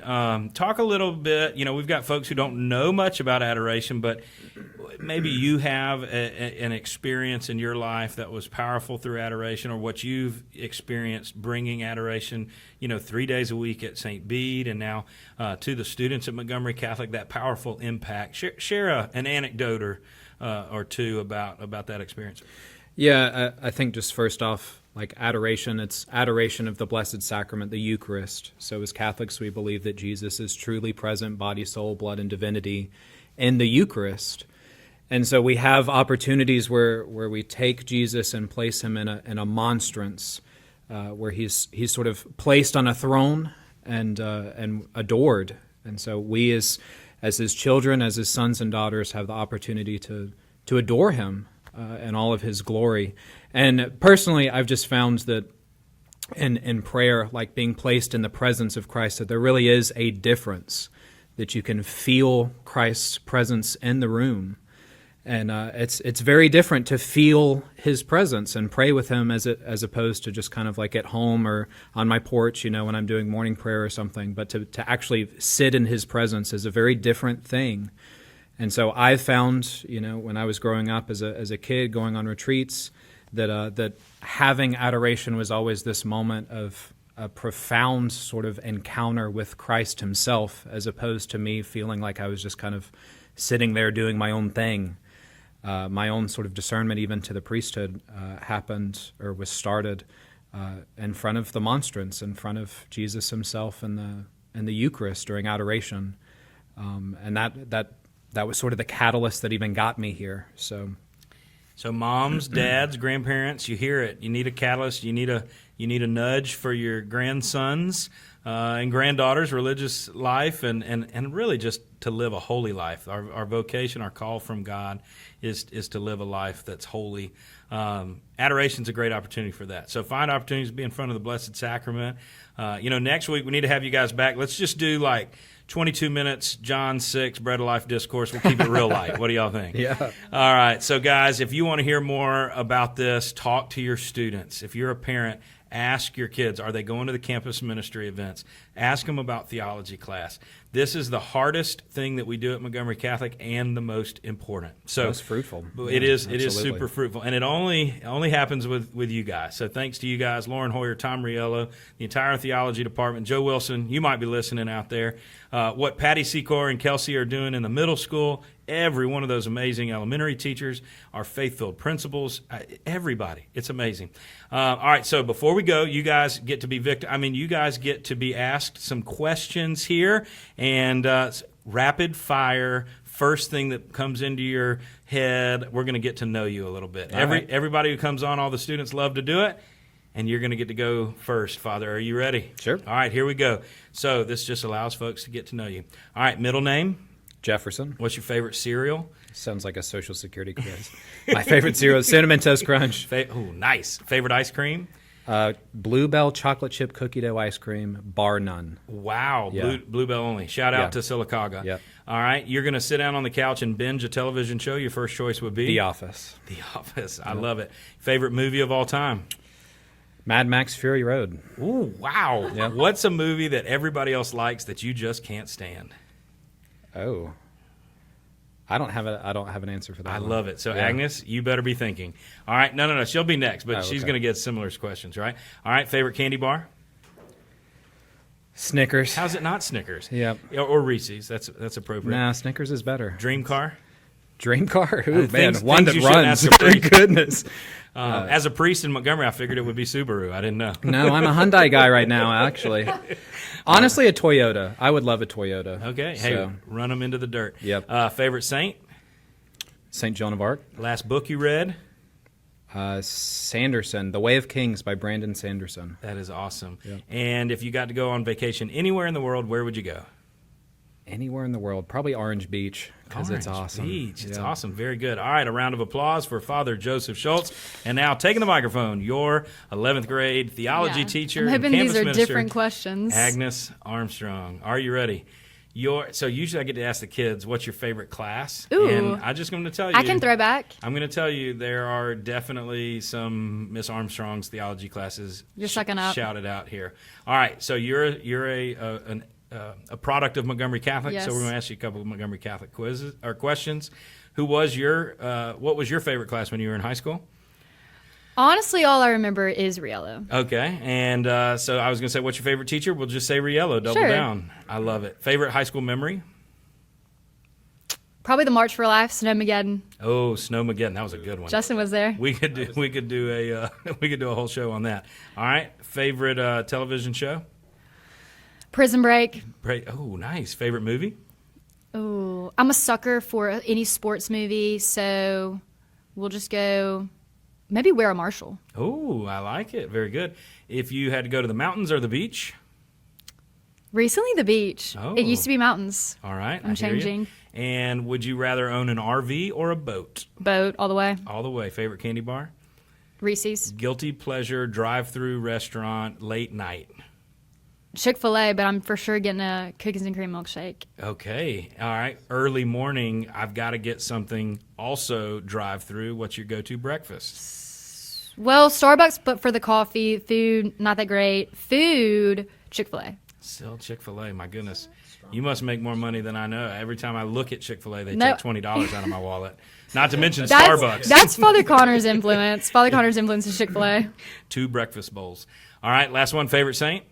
St. Paul. St. Paul. Very cool. We got to pray at the tomb of St. Paul love this it. summer. Speaking of confession, favorite place to go to confession. Say the Apostles' Creed and pray at the tomb of the man whose words lead us to Christ all the time.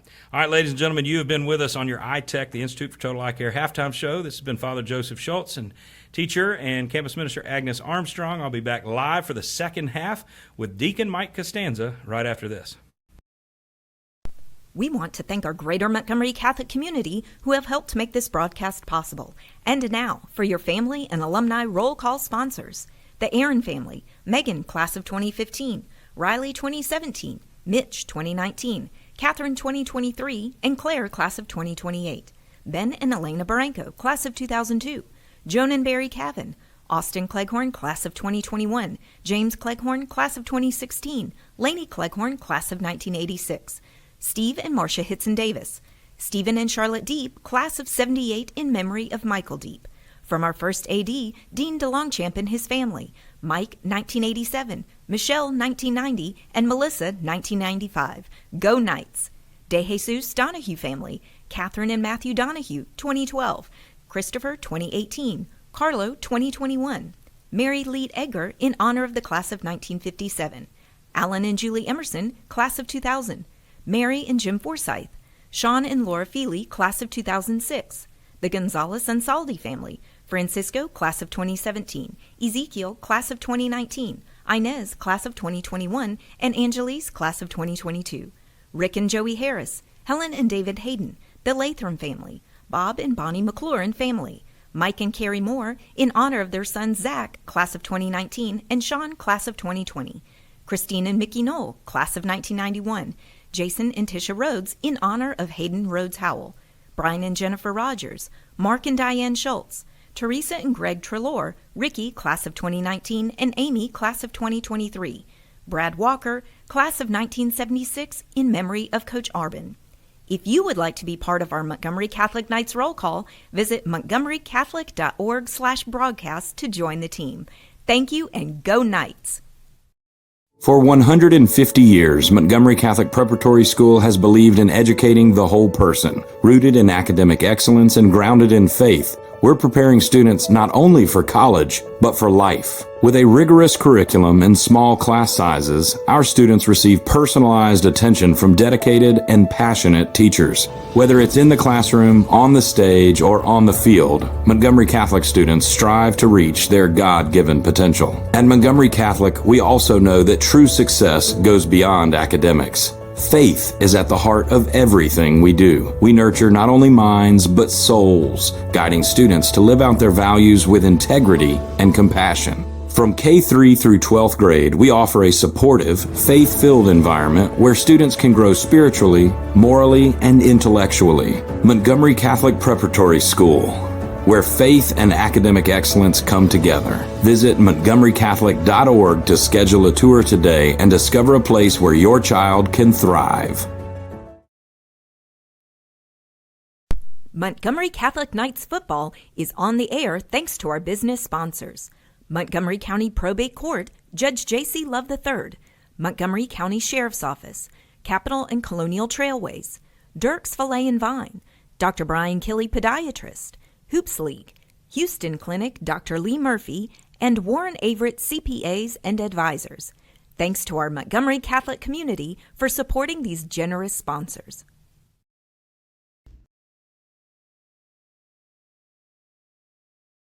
Red Flag Pest Control is Montgomery's premier termite pest and mosquito control provider. Don't let pests ruin your football season. Call Red Flag Pest Control at 334-265-1831 or visit us at redflagpest.com. Red Flag Pest Control. Hey everyone, this is Alex Taylor with American Classic Designs. AKD has been Central Alabama's leader in custom apparel and promotional products for more than 30 years.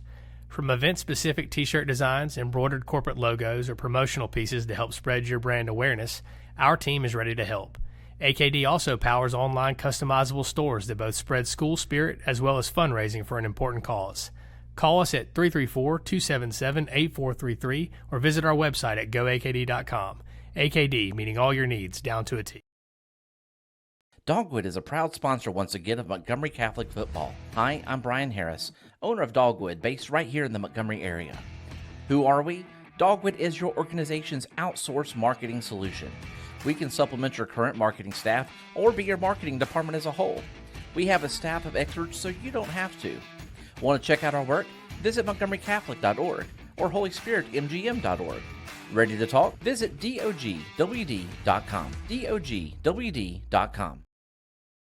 Bradley Plumbing and Heating is one of the oldest service firms in Montgomery, the original Bradley Services Company since 1945. That means you get hundreds of years of combined experience to solve your problem. Sure, they have been taking care of some of the largest buildings in Central Alabama for decades, but that same professional quality service of Bradley Plumbing and Heating is available for your home as well. Whether you have a clogged drain or an AC or heating unit that's not working, don't waste time or money. Call 271-0700. Bradley Plumbing and Heating since 1945, the original Bradley Services Company.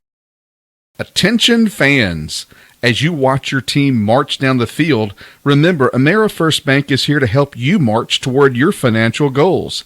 From savings accounts to competitive loan rates, AmeriFirst Bank has you covered. Visit AmeriFirstBank.com today and discover banking that's in a league of its own. AmeriFirst Bank, your trusted financial partner. Member FDIC. If you have been injured in a car wreck, call Stokes Stimley Personal Injury Attorneys, the home team. Your case will be handled personally by Jonathan Stokes and Joshua Stimley, an alumni of Montgomery Catholic. Call them at 334-316-4123 for a no-obligation, free consultation to discuss your options. Your home team legal counsel.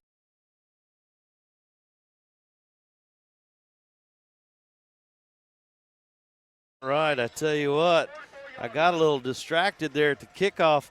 We're back here live in Citronelle, and the Knights lead 22-0 beginning of the second half. And Father Driscoll is live here with us.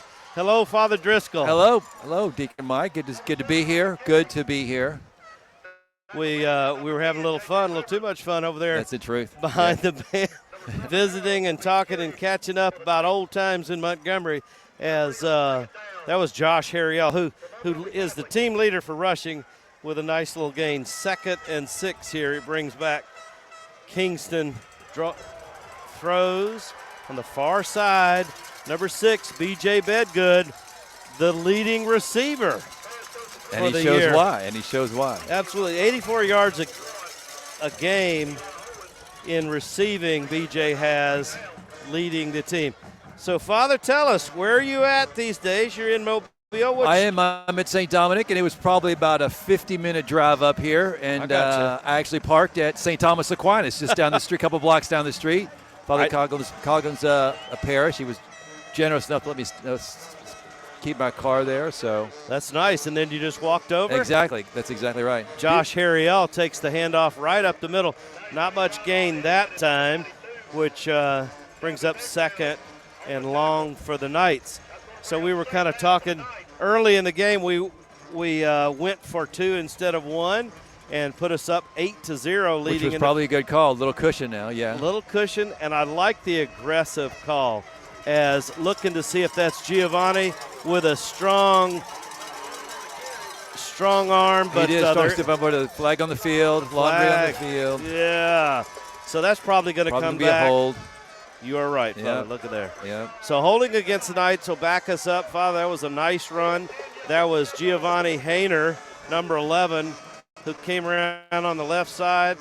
He's fun to watch. We have a lot of guys, a lot of weapons on offense. He's one of them.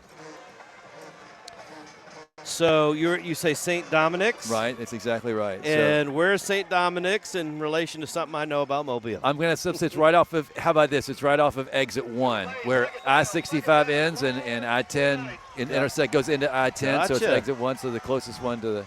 Kingston drops back and let's nice go pass. Towards the intersection. Oh, yes. Led him a little bit too much. Michael Sheffield.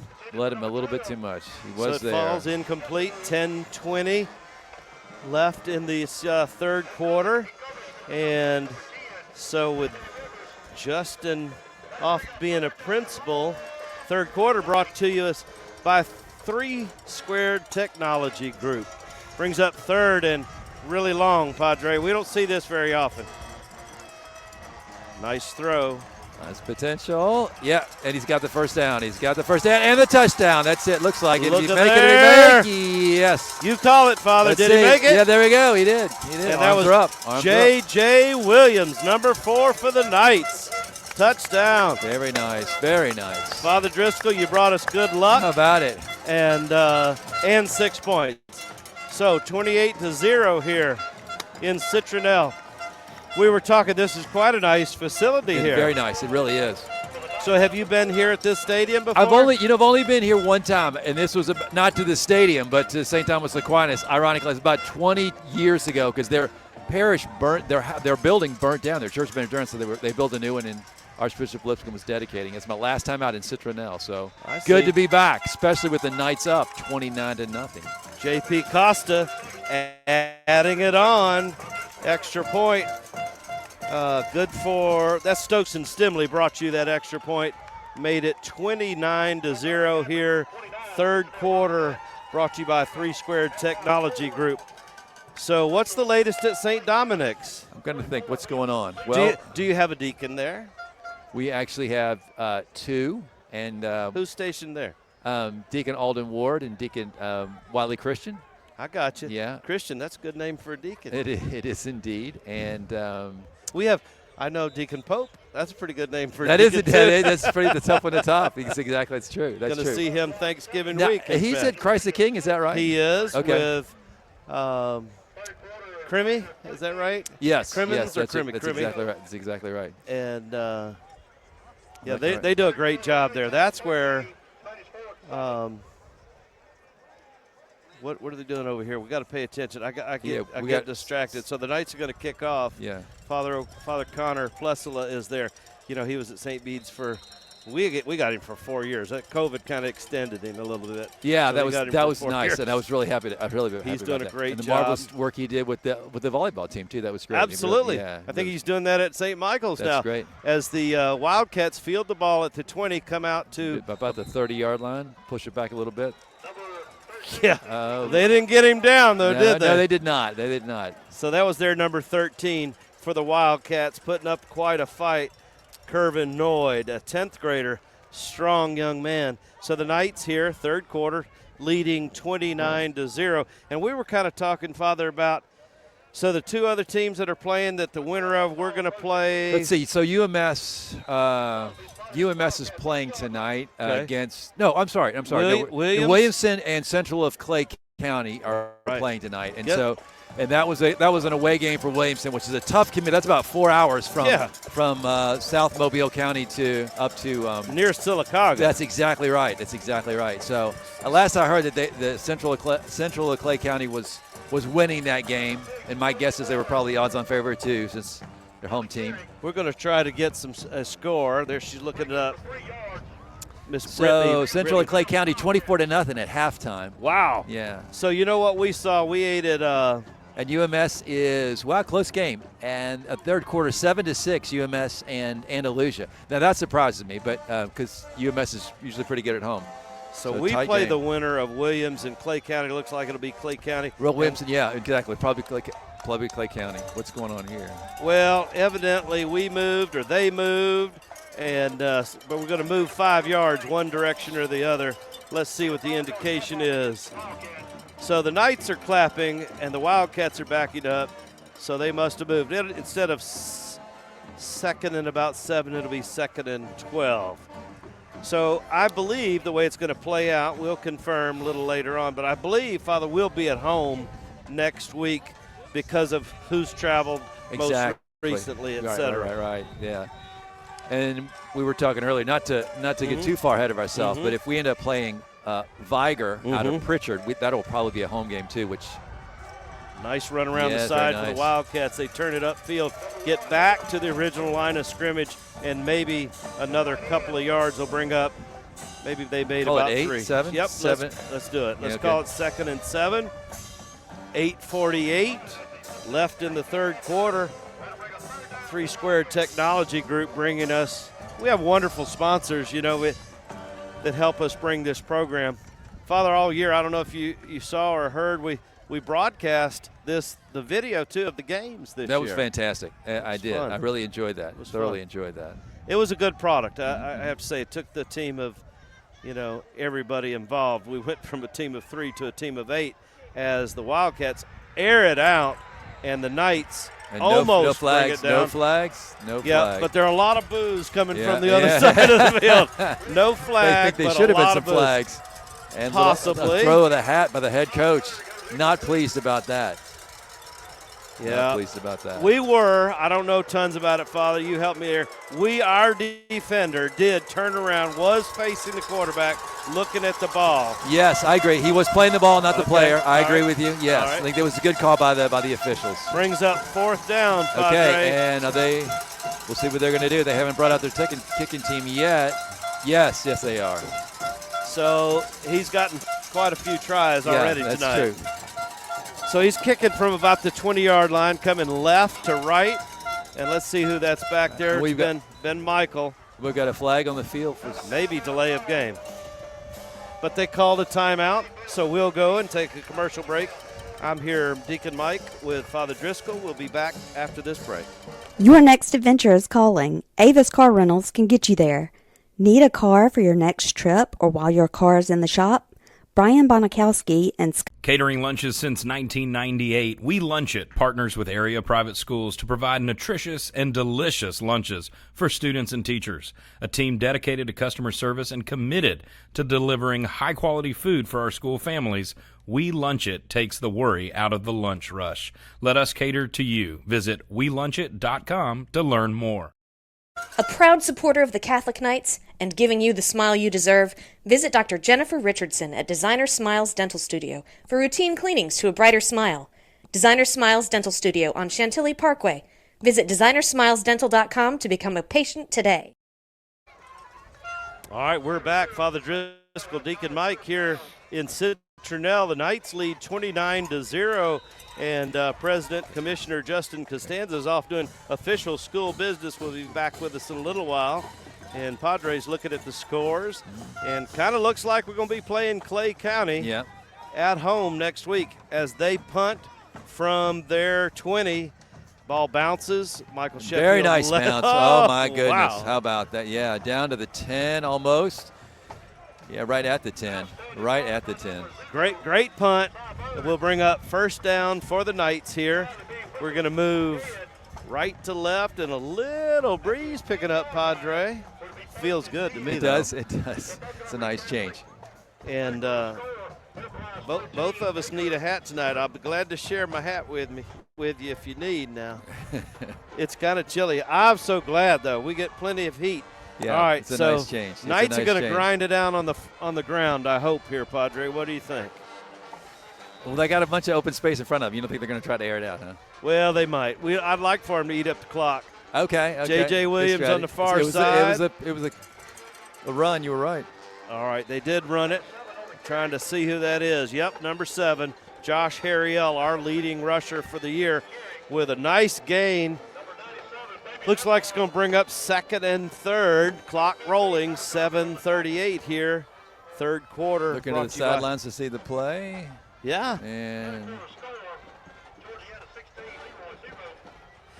so we were at the little restaurant across the way getting a rib as they hand it off and run it up the middle. Giovanni Hayner breaks that first defensive wall and gets into their secondary. Good enough for a first down brought to us by somebody.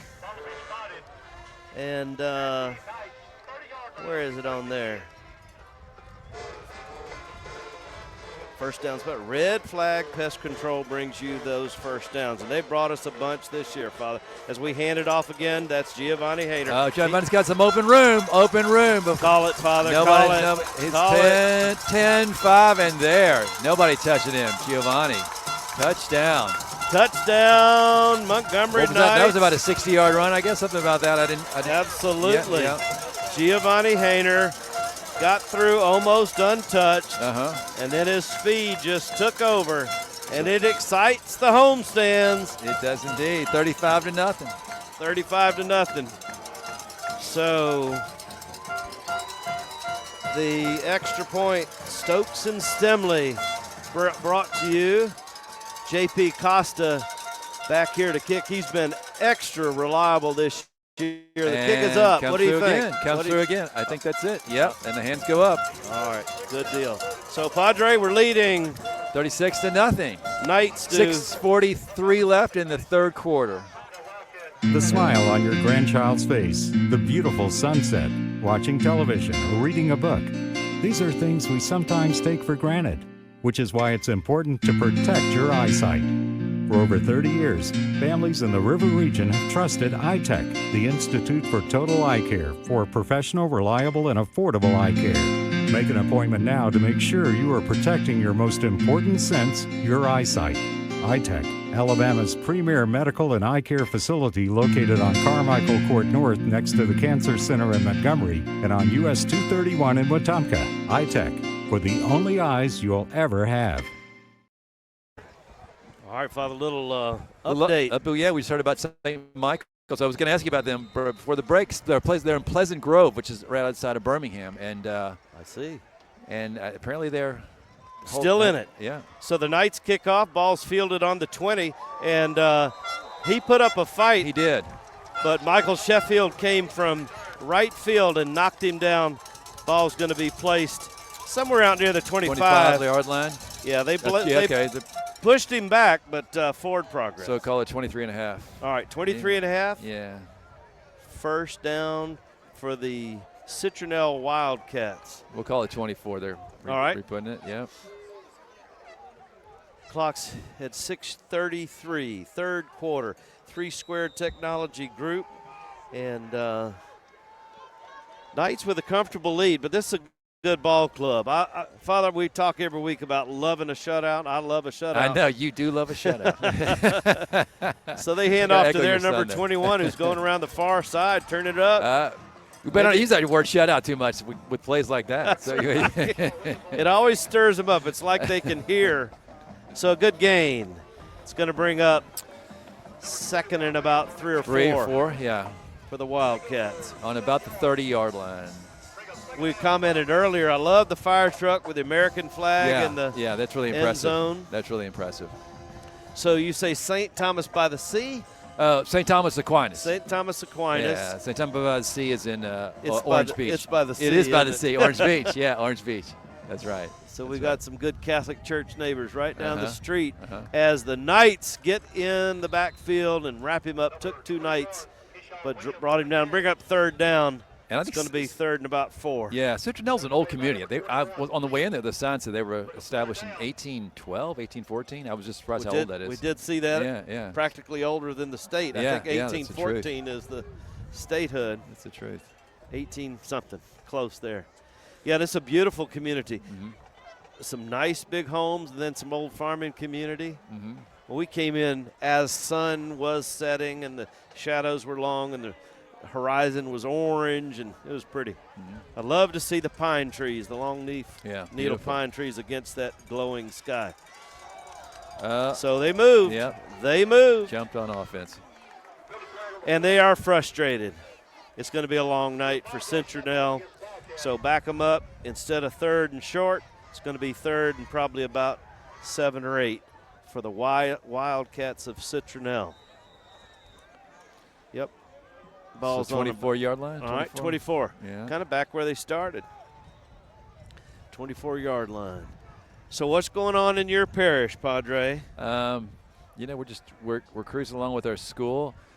Tell me about your school. You've got K through 8. Okay. And we've got K2 through 8. Oh, very good. And we're getting ramped up for the Choose Act, as I'm sure. Well, Citronelle's scrambling. Their quarterback scrambling He about. worked a lot. He worked a lot for probably late hit, probably, I'm guessing, personal foul. Yeah, we're going to wait for the call, but our guys get aggressive. It's hard to hold them back, and they're consoling. These defensive guys are brothers in arms here, and they're white hat. Personal foul, yeah. You're right, Father. Personal defense. foul against the Knights. So that's going to give them a first down. Yeah. I think they've only had one or two, Citronelle. So K2 through 8. 8, exactly. And we feed into McGill. Okay. Very good. Yeah. And we were saying, you were looking, St. Michael's still in second round of the playoffs. Yeah, they are. And they, like I said, they went up to near Birmingham tonight, and I knew that was going to be a tough game for them. I'm impressed that they're still in it. So, well, good luck to go them. Cardinals, yeah. What, Rivers, Coach Rivers? That's exactly right.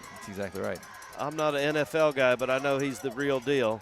As Citronelle throws the ball to the far side and skips out of the intended receiver's hands. Yeah, so he's done a great job there. But you know what? I was really glad to hear when he first got there that his dad came to help coach him. Yeah, that's because cool. I'm thinking, okay, well, you're an NFL coach, that's good, but we're talking about high school boys. Like that's an arena you haven't been in yet. But his father certainly had, coaching many years up North Alabama. So in the high school level, correct, dad did. Correct, yeah. So that'll give him a good perspective. Right. I imagine that was a real relief to have that. And Philip Rivers, is that right? Correct. So he's a grown man, but he's not all that old. So his dad's not all that old. That's exactly right. Yeah. So I'm sure he's providing him a lot of support. I would think. 21 for the Wildcats. Scrambles. A lot of running around for probably, 6 yards? Yeah, about that? If that.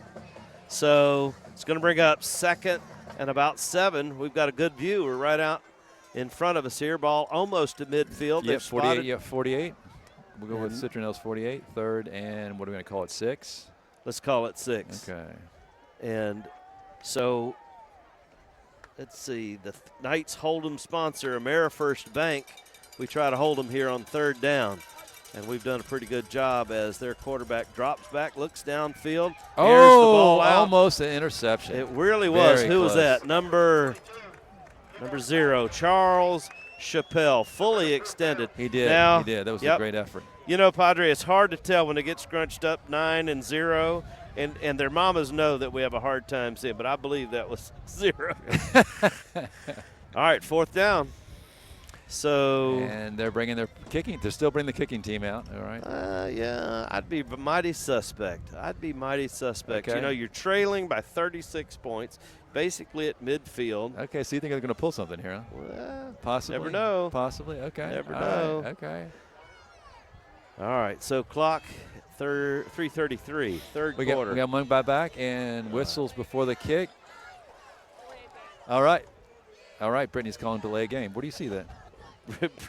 Brittany's sharp. Yes, she is. She keeps is. us straight. She was looking at the play clock. Okay, very good. Very good. Very good. Man. She's so using good that you're here. Okay. the data. It was a gut feeling. That's right. All right. So they will probably kick again. Fourth and even longer. Yeah, call it the 43-yard line. Yep.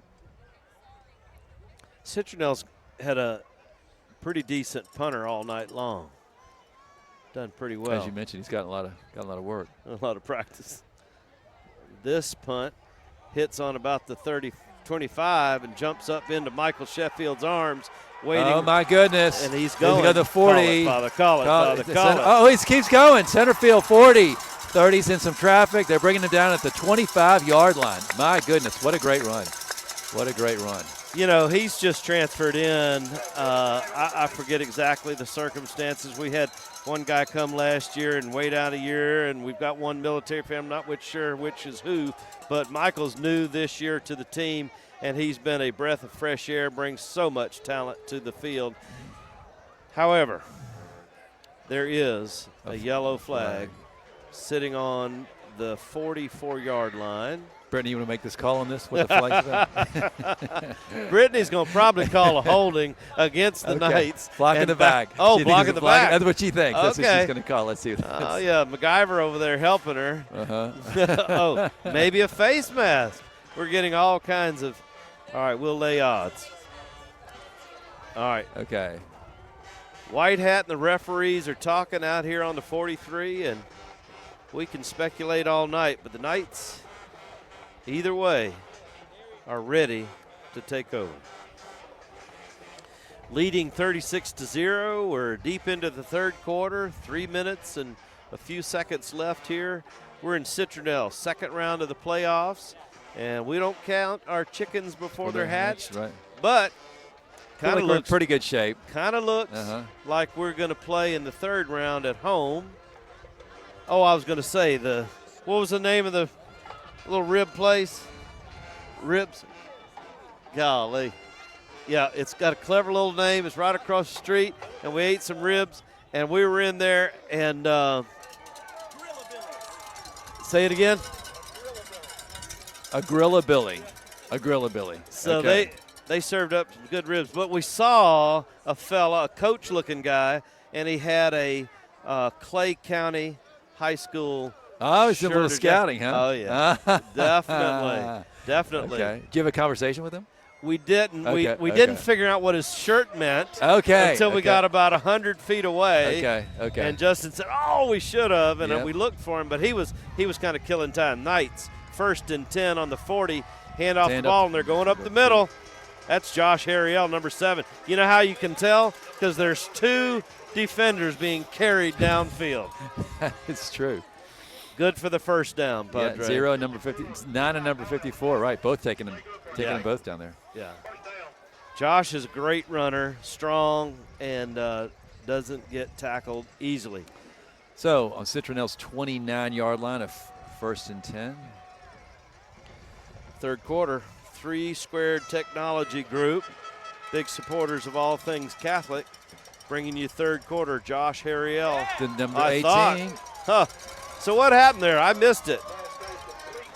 So he threw faked the ball. faked the handoff, yeah, and went over the middle. I watched the guy as the handoff, and Kingston threw it. Was that 18? Brody Hudson Yes, exactly. with the completion. Right over the center. Good for a It was a slant route. first down. Thanks, Father. I have no idea what those are. Red flag pest control brings you that first Keep moving. down. The flag on the field again. Yeah. Goodness sakes. Hopefully that's a face mask Hopefully, yeah. or a horse collar brought by our technical assistant, Brittany Bradley. All things football. Might be holding against the Knights.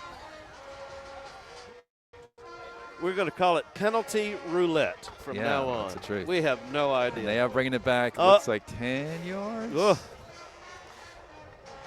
All right. Holding wins.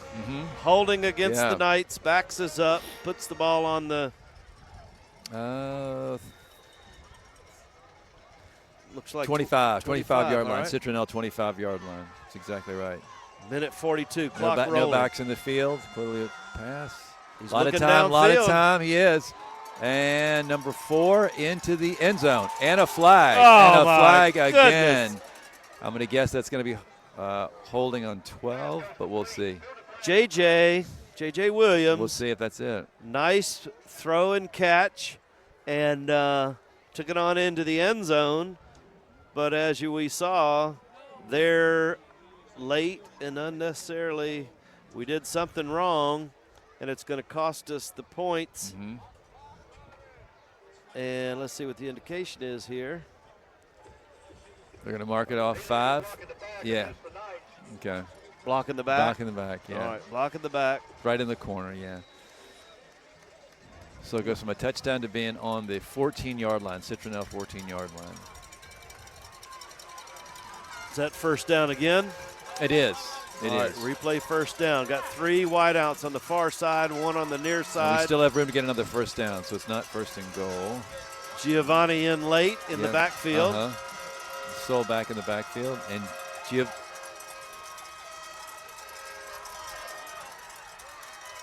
down to the 10-yard line. J.J. Williams. Number 4, yeah. Little screen to the far side of the field, turns it upfield.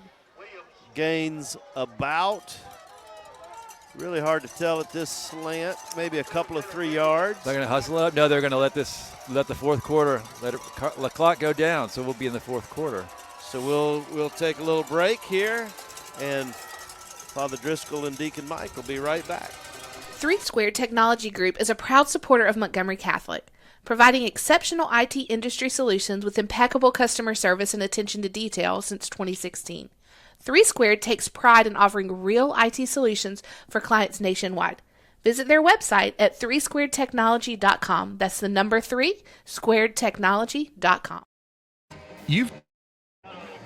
You've changed thousands of diapers, cut off hundreds of crusts, played hours of peekaboo and duck, duck, goose, because you do anything for your kids. That's why it's so important to protect them with life insurance from State Farm. State Farm agent Ken Bishop will help make it easy and affordable to help you protect your family, no matter what the future holds. Because for the people you do anything for, life insurance could mean everything. Call State Farm agent Ken Bishop in Montgomery today. Like a good neighbor, State Farm is there. All right, guys, welcome back. Father Driscoll and Deacon Mike bringing you the fourth quarter here in Citronelle, brought to you by Morgan Stanley. And Father Driscoll, it's fun doing this together. We got 12 more minutes to advance to the third round. We're in Citronelle. The Knights are up 36-0 on a cool, really feels like football in South Alabama. And we were gone so long, I don't even know who has the ball. So there's a story going around about Father McDonald. Do you know Father McDonald? Well, John McDonald, I do. I sure do. So he is, for the Archdiocese of Mobile, he's the one that got away. He's a native of Citronelle. Right here where we are. Exactly, yes. You said not a hotbed of Catholics earlier. That's right. Exactly. However, a big footprint and a presence. So one of his claims to fame, yes. he read the second, I think it was the second reading for John Paul II's funeral mass. Father McDonald? Yes, it is classic if you get a chance. Zaylen around the left side. But as a flag? Yes, definitely a flag on the far side. And Justin's back in the booth just in time to help us figure out. We've called it penalty roulette because we just go down through the. Goodness sakes. All right, Knights going to get backed up. Did he say holding? Yes. Holding against the Knights. And so we're going to get backed up, take another 6 points off the. But we're still leading 36-0. So Father McDonald, a native of Citronelle, Alabama, a small town where we happen to be, then in seminary, is that right? I believe so. I believe so. Yeah, he was there and did the second reading. To read. But North American College. Yeah, and so he read in English, and his accent is fantastic, and it was fantastic for the world to hear at that funeral. But I will tell you a funny story. I was over there with a classmate of mine who was a language professor at Columbia University before he went into seminary. Talked all the time, big talker. And so a wonderful guy. But we met Father McDonald at the NAC, and he just didn't say anything afterwards. I said, Gus, like, why didn't you say anything? He goes, I was just listening to that accent. I couldn't believe that accent. It just stunned me. That was funny. Como se dice Alabama in Italiano. That's right. Hey, Nathan Ware says, tell Father Driscoll hello. Oh, very good. Thank you very much. I'm going to tell you right now, of course, Tom Riella, I'm glad that you don't have to pay for text by the individual text. He's loving it. So on the play there, Josh Harriel, the ball carrier, there was a flag on the play adjudicated against the Wildcats, and looks like it's going to be first and goal for the good guys. So I missed at least 2 touchdowns. Well, we scored a lot while you were Giovanni gone. run for about 70. 4. 2 of them were called back. Okay. Yeah, exactly. As Josh Harriel goes over the middle of the line, airborne. Ken Bishop, your State Farm agent, getting us into the end zone. Do we think that we've said any of the sponsors? Yeah. But let me tell you what, I owe Jim Bishop too. Ken Bishop, yeah. But I did get third quarter, and we're coming back to the fourth quarter. I mentioned Morgan Stanley. I got Stokes and Stimley in. I love it. Stokes and Stimley up for this kick. Yeah. Brody Hudson the hold. We await the snap.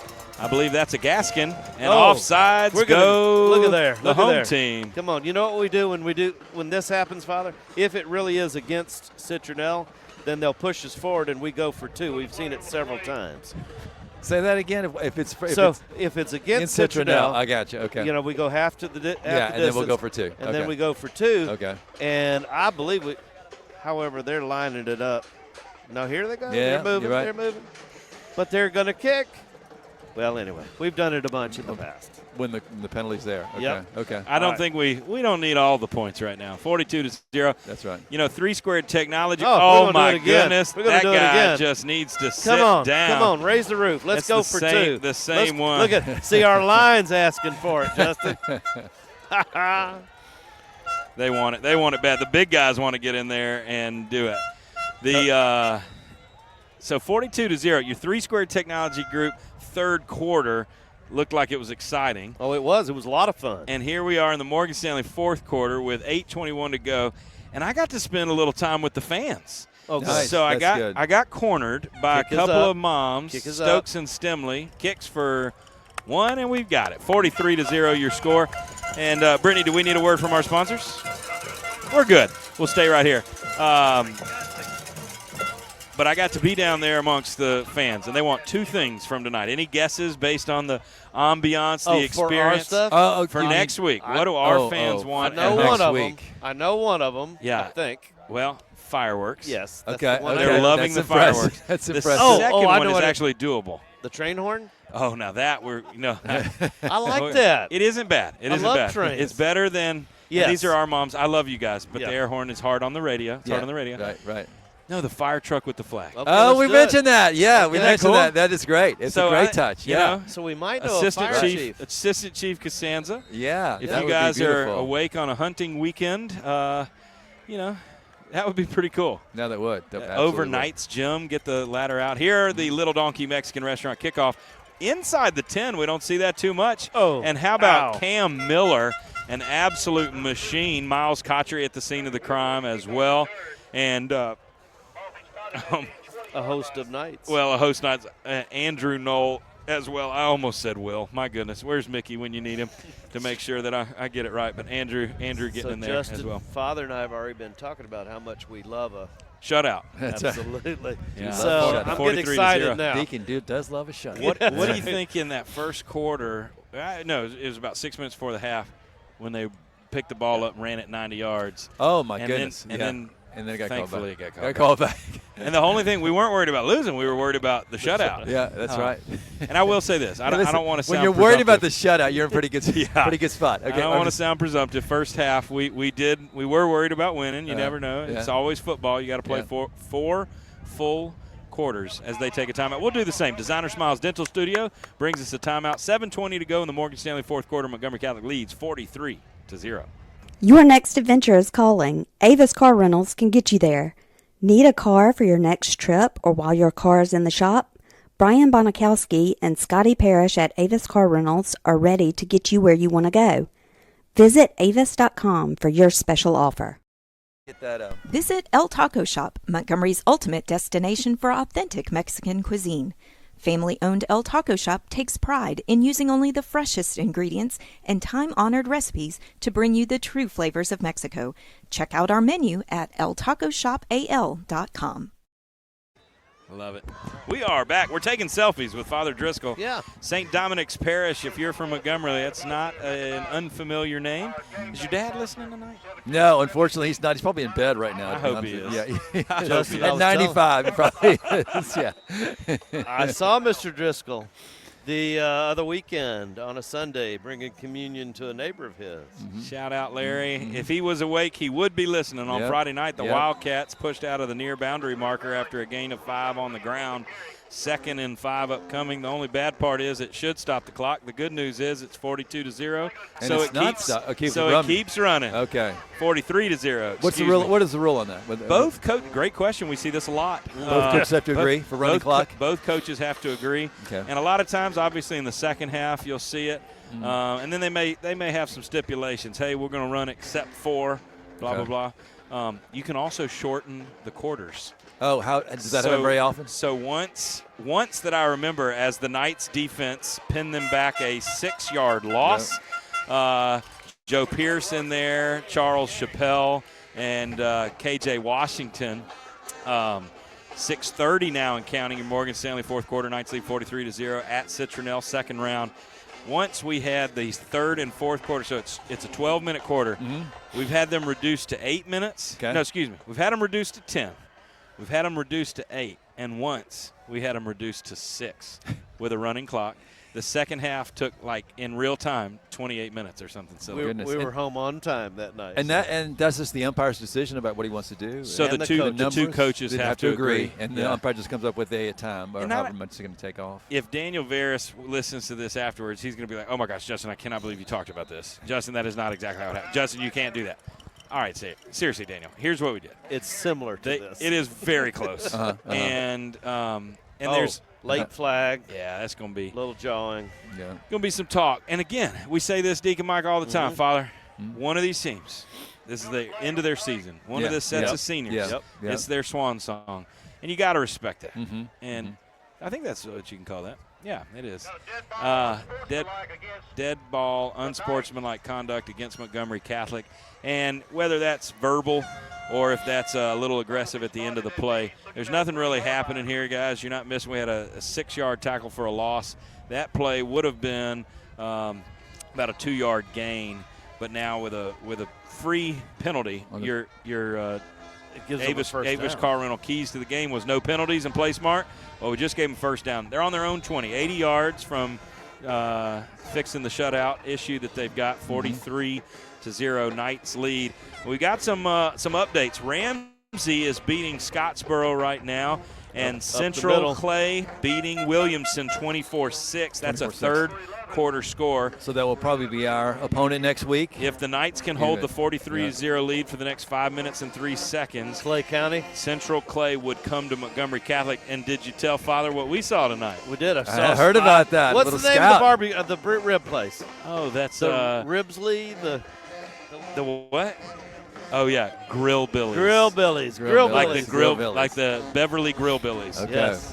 All right, so keeping it on the ground, it's 2nd and 3, and the Knights defense is going to hold them about a football width short. The line to gain is the 30, and the clock is churning, 4:22 and counting. 3rd and short, AmeriFirst Bank can bring us a stop. Central Clay, as we mentioned in third quarter, 24-6. BB Comer over Boaz, 35-28. UMS Wright in a dogfight with Andalusia in the fourth quarter, 7-6. Okay. UMS, that's surprising. 7-6. That's surprising. You know, head coach down there, been in the playoffs literally all but 1 year or something. Right. Everybody's always where they need to be. Great coaching. Yeah, that's surprising. They're not going to beat themselves, so that's close. Yeah.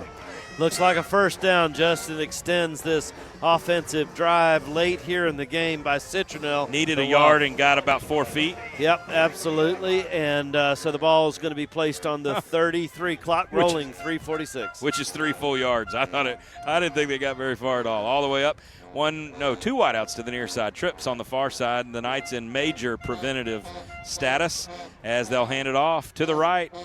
Harrison Rogers, number 51, at the line of scrimmage or just behind. The clock now at 3:30 and counting.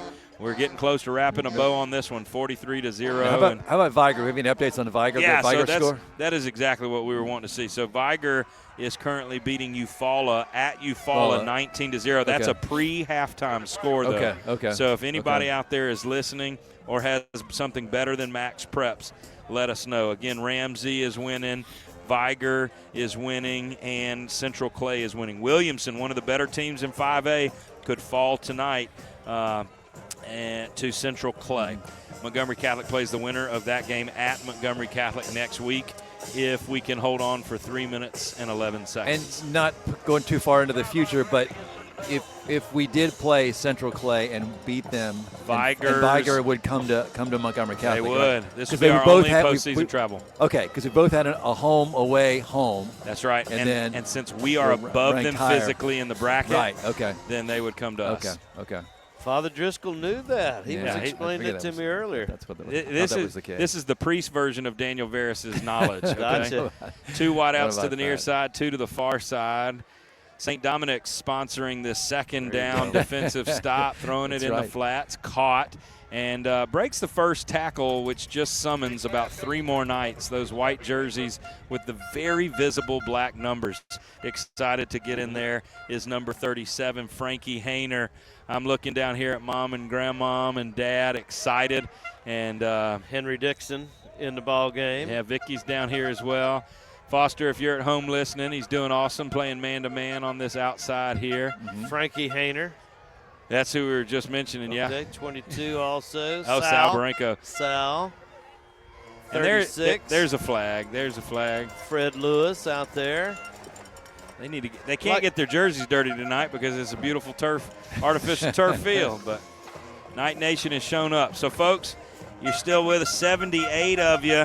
I hope you enjoyed the iTech halftime show. We got to talk to Father Joseph Schultz and Agnes Armstrong about the wonderful campus ministry that's happening at Montgomery Catholic.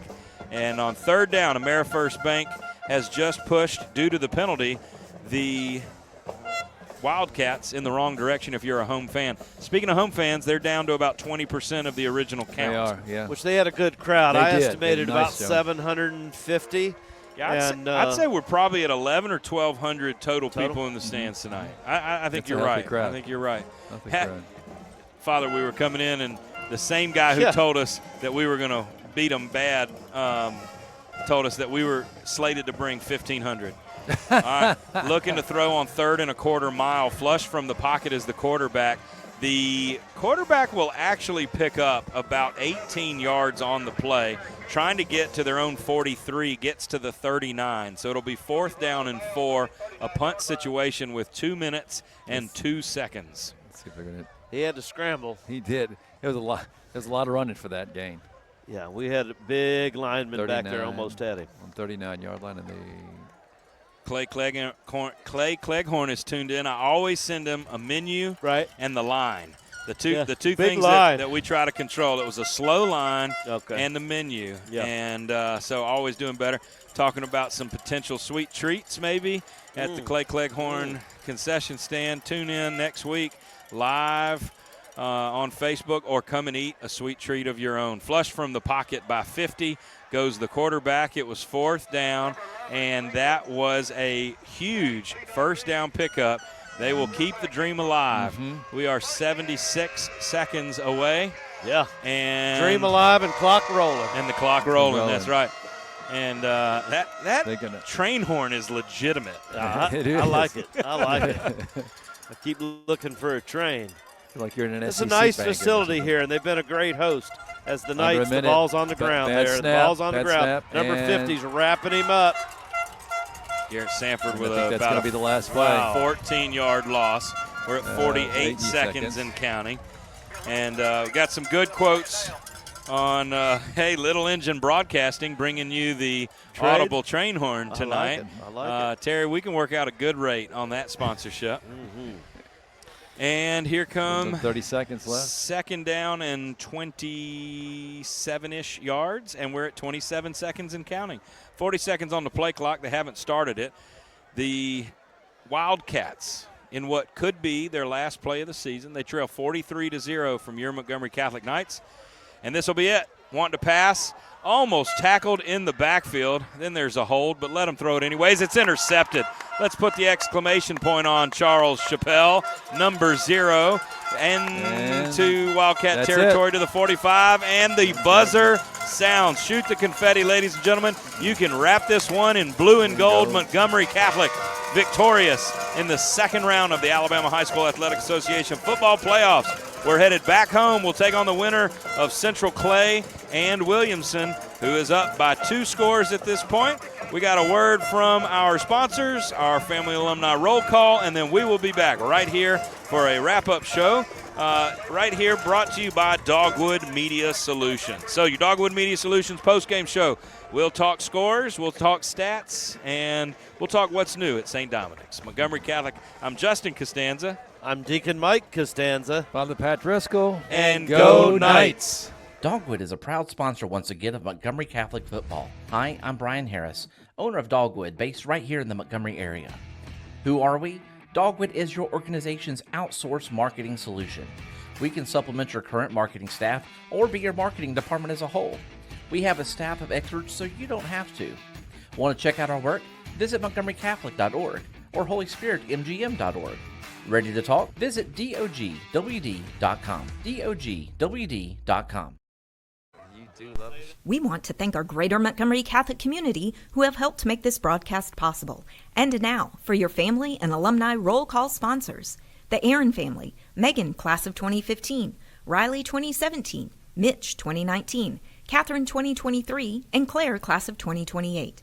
Ben and Elena Barranco, class of 2002, Joan and Barry Cavan, Austin Cleghorn, class of 2021, James Cleghorn, class of 2016, Lainey Cleghorn, class of 1986, Steve and Marcia Hitson Davis, Stephen and Charlotte Deep, class of 78 in memory of Michael Deep. From our first AD, Dean DeLongchamp and his family, Mike 1987, Michelle 1990, and Melissa 1995. Go Knights!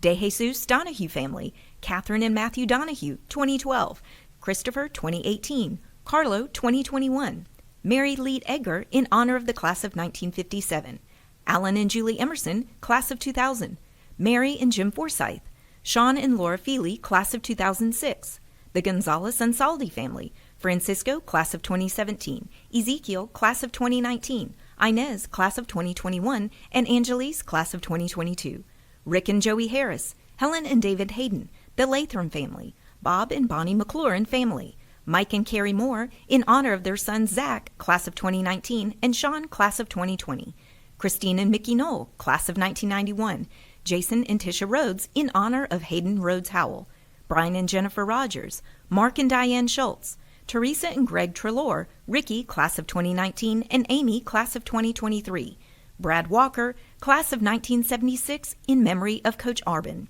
If you would like to be part of our Montgomery Catholic Knights roll call, visit montgomerycatholic.org/broadcast to join the team. Thank you and go Knights! For 150 years, Montgomery Catholic Preparatory School has believed in educating the whole person. Rooted in academic excellence and grounded in faith, we're preparing students not only for college, but for life. With a rigorous curriculum and small class sizes, our students receive personalized attention from dedicated and passionate teachers. Whether it's in the classroom, on the stage, or on the field, Montgomery Catholic students strive to reach their God-given potential. At Montgomery Catholic, we also know that true success goes beyond academics.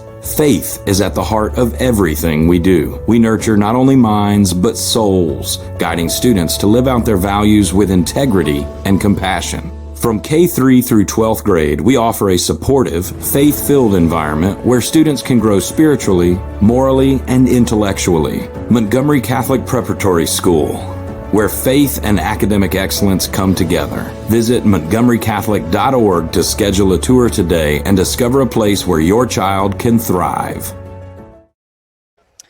Man, the voiceover on that commercial, that's talent. I got to be honest. We're humble here on the Dogwood Media Solutions post-game show. And if you like if you like that commercial and you're like, man, I bet somebody put that together really well, they did. It's Dogwood Media Solutions. Give them a call. Our folks, our friends, Brian Harris and team at Dogwood, take good care of us. Go to montgomerycatholic.org, the Holy Spirit website, and so many more in town as the victorious Knights wave up here. And let's just do it. I mean, let's just see. You know, it's after the game. Ladies and gentlemen, we'd love for you to comment about your feelings on the air horns. There are fans, and we love them, but it's hard in the ears. Yeah, it's hard in the ears. We'll put that out there. Montgomery Catholic victorious in the second round. And Father Driscoll, this is first, second, third game for you to see the Knights this year? Second game. Thought you'd been up once. Yeah. What are your thoughts? I mean, Deacon Mike and I get to see them week in and week out. We almost take it for granted. You're down in the port city. Mm-hmm. What do you think? What are you seeing? So both games that I've seen, the accuracy in the throwing is really impressive. Cool. And I guess just I guess everybody's getting better, getting more complex at offense, but that's just always impressed me. The routes have impressed me. So, right. I mean, goodness sakes, that third touchdown tonight where it was, what was that? Probably a 30-yard, and that was right at the back of the end zone that he caught it. And that's just impressive execution. So, that's one thing. And I want to say the discipline on defense, although we had a lot of laundry on the field, it probably wasn't on defense as much, but that's something that I noticed too, which is impressive. Yeah. Shout out to our AKD broadcast team tonight, all the way down in Citronelle, 2 hours and 44 minutes away from the home stands. The Harbins are here. He's in there. We can see him right over here. You look good. Elizabeth supporting. All right, sewing in the 18th century behind us. And Brittany Bradley, our AKD producer, she does it all. She turns it all into magic. Deacon Mike, Father Driscoll with you, and give us a St. Dominic's update. We don't brag on you guys enough. I Tell appreciate us what's going that. on. Well, today we had our Veterans Day. A little bit late, but we had our Veterans Day little ceremony we have each year. So we sing songs. We have a vet that comes in. We actually have all of our vets that come in, and we recognize them at one. Do you have a lot of current military families, or is it mostly like retired age? Yeah, vets? no, we do not. Probably the biggest thing we would have a Coast Guard. We do have a few military folks, but if they're going to be active duty, it tends to be Coast Guard, the Coasties. Yeah. But, that makes sense. That makes sense. In Montgomery, we're almost we fluctuate between 13 to 20%. Active and retired military at Montgomery Catholic. Is that right? Well, with Gunner obviously, but then also the schools on Gunner. Not just Air Force, but we see all branches come through.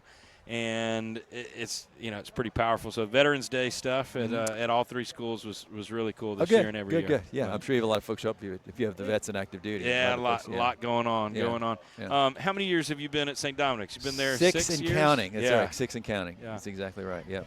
And your school, you guys have a K-8. Right. I was going to say, I said K2. I think it's K3, 3, 4, 5, 3, 4, 5 through 8, and then we go to McGill. That's awesome. Yeah. Very similar. If you've been to a St. Bede campus in Montgomery, very, very similar. Yeah.